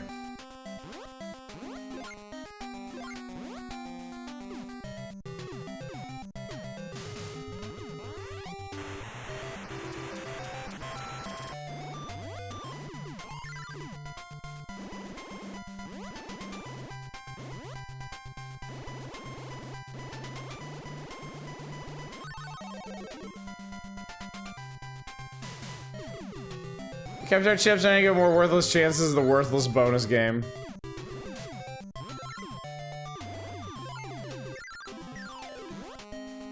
That chameleon looked high as fuck.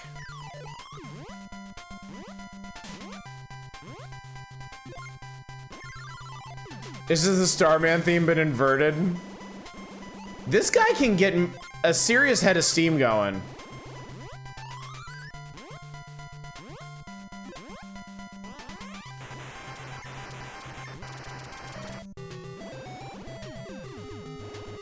Ow! Open the fucking box.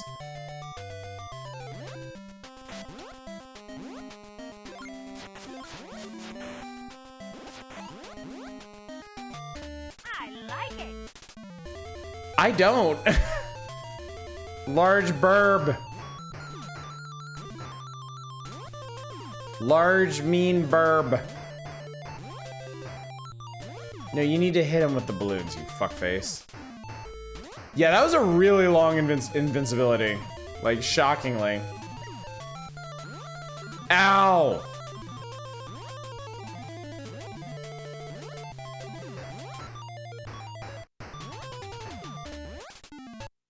Oh wow, I actually won. But I wanted to die. I have 21 chances at this? Doesn't seem terrible, just meh. I expect better from an NES game in 1993. I would be more favorable towards this if this came out in like 91. But the SNES is already out.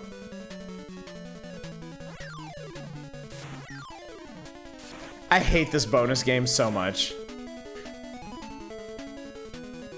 Like, yeah, I hate it because I'm bad at it.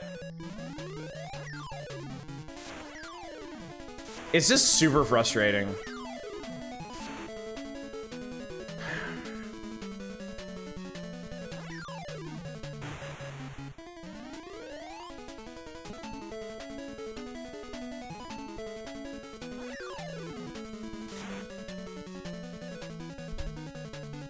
Being bad at things is frustrating.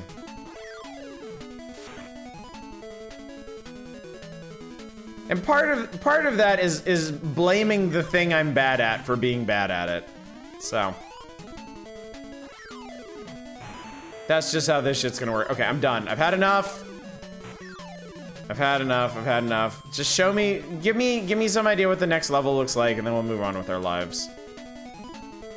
Ah!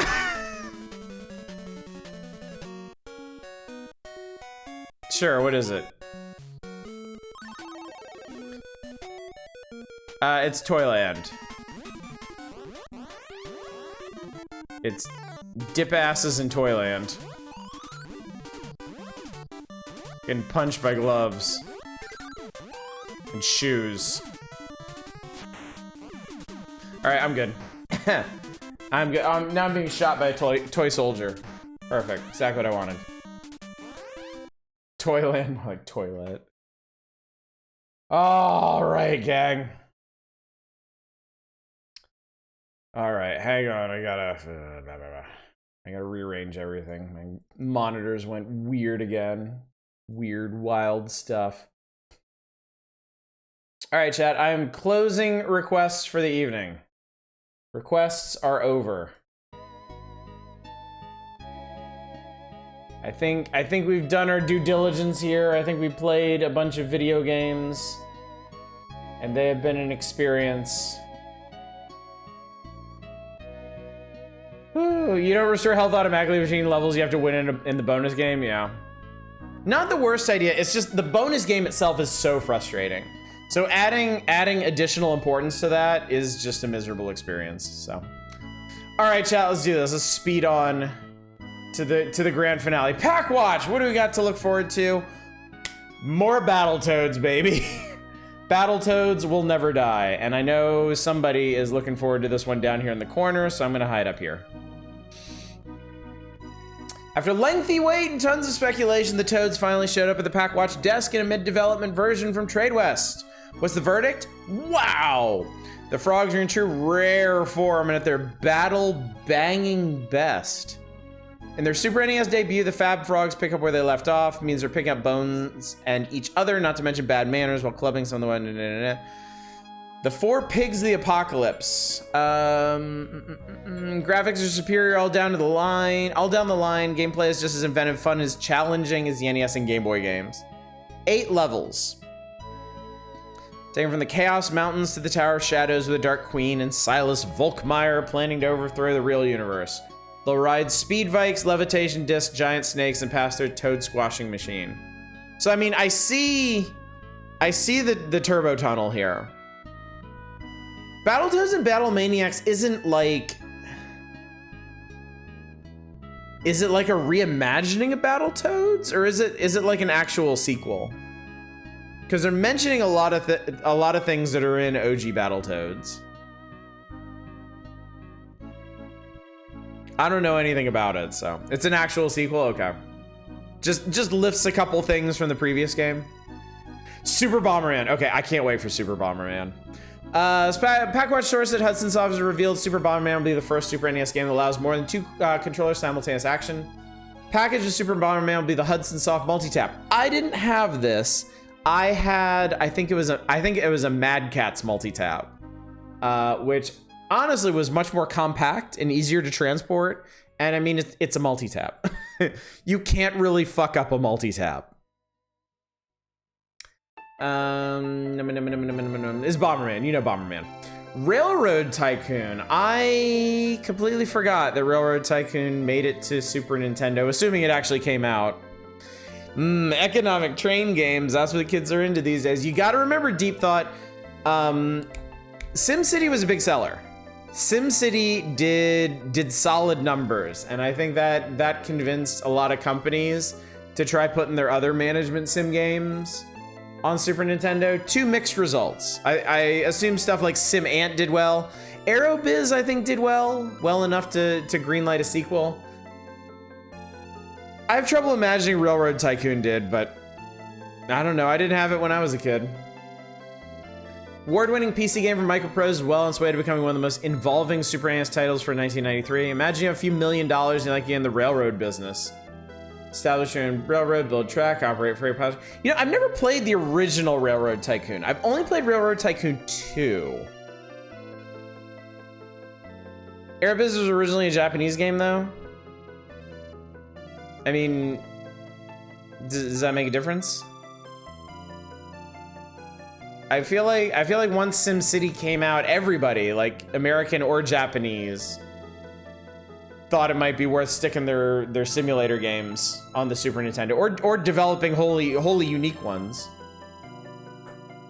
They're hoping to put that one out by summer. I just think platformers and RPGs when I think Nintendo. I mean, it's definitely what was big on the system. Like the Japanese listened to anything. No, they didn't have to listen to North America. SimCity was big in Japan. SimCity was so big in Japan, they developed Japanese-only SimCity games. Like, I can't really overstate how well SimCity did. Probably is. I mean, it's a solid game in its own right, but I mean, coming out as early as it did in the Super NES lifespan definitely helped it make a really big impact. Like when the market just wasn't that big, you had this frankly really cool, well-designed city building sim. And yeah, it did gangbusters in the American market and it did gangbusters in the Japanese market. So I'm pretty sure everybody took note of that. And then we got Pocky and Rocky from Natsume. Second Super NES title made one of the hidden gems in the year. Features beautiful graphics and lots of playability. The overhead view gives the game a mystical ninja look. Those are words I like to hear. 8-direction shooting action of the character is much more involving than ninja. For 1 or 2 players, this is a fast and varied play. Hey, played OpenTTD? Yes, I have streamed OpenTTD a while ago. Didn't do a whole lot with it. It's one of those games that requires a lot of time to just learn, and I haven't put that kind of time into it. Natsume's SNES output was amazing. I did not appreciate it until much later. Yeah, me neither. Me neither. I did not play many of their games. Outlander. One time Mindscape was working on a Mad Max game based on the movie, and licensing fell through. They made a few changes and ended up with Outlander. Huh. I don't remember ever hearing about this. Oh God, Mario is missing, chat. Oh fuck! Dude! Dude! Hang on. Hang on. Do you see what I see?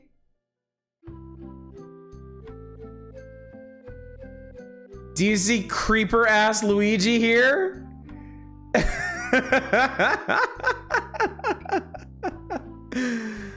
Oh yes.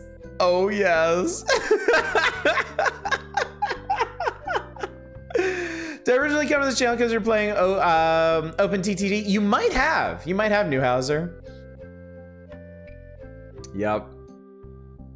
Oh God, chat. Mario and Luigi take on a completely new role in this edutainment exploration game from the software Toolworks. The shots shown here from the recently released PC version. Super NES and NES games are in works for early summer 1993 release. This marks the first time the license has been given by Nintendo for another company to use its most famous characters, and boy, did they make the most of it. In addition to Mario, Luigi, and Yoshi, and assorted Koopas also appear in the game. While searching for missing Mario, Luigi ventures to 100 famous landmarks around the globe and learns interesting facts about the history and geography of those regions. Game is point-and-click PC type game all the way, although you find a few Koopas you can hit for helpful items. Game is aimed at players between 8 and 12 years of age, but can be fun and informative for any age. Chat, Mario is missing full playthrough when?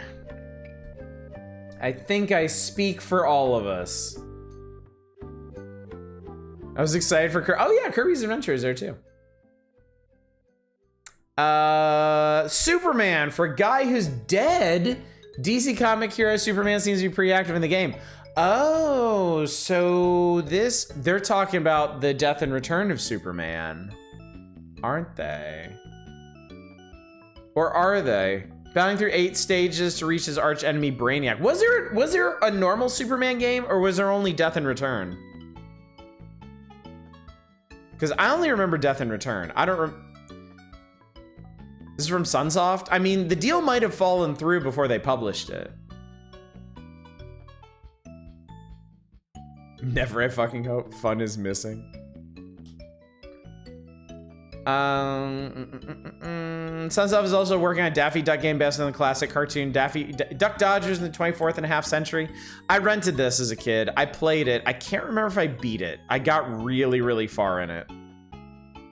Daffy must foil the insidious plots of Marvin the Martian. Sunsoft says to look for a special cameo appearance from Porky Pig. Which brings up the question, Porky is in a Super NES game today. Can Bugs Bunny be far behind? Arrow the Acrobat is a new comic video game hero developed by Sunsoft who will appear in his own game. Finally, a promising NES title never made it to the market has been giving a breath of new life as a Super NES game called Mr. FX-It? FX-It? Kirby's Adventure is, of course, on the way. DuckTales 2. DuckTales 2 will be here sooner than you might think, chat. It's in the next issue. Now, it's Mr. FX-It. F-X-It. I don't know why. Top Rec Tennis. It's a tennis game. I don't really give a shit. And then, oh my God. It's the CES special report. Oh my Lord, chat. Oh Lord. Oh Lord. Real world Bubsy isn't real, chat. He can't hurt us. It's a very painful Mega Man. Yeah. I like it. Which is worse, really? Huh? Huh? Huh? Huh?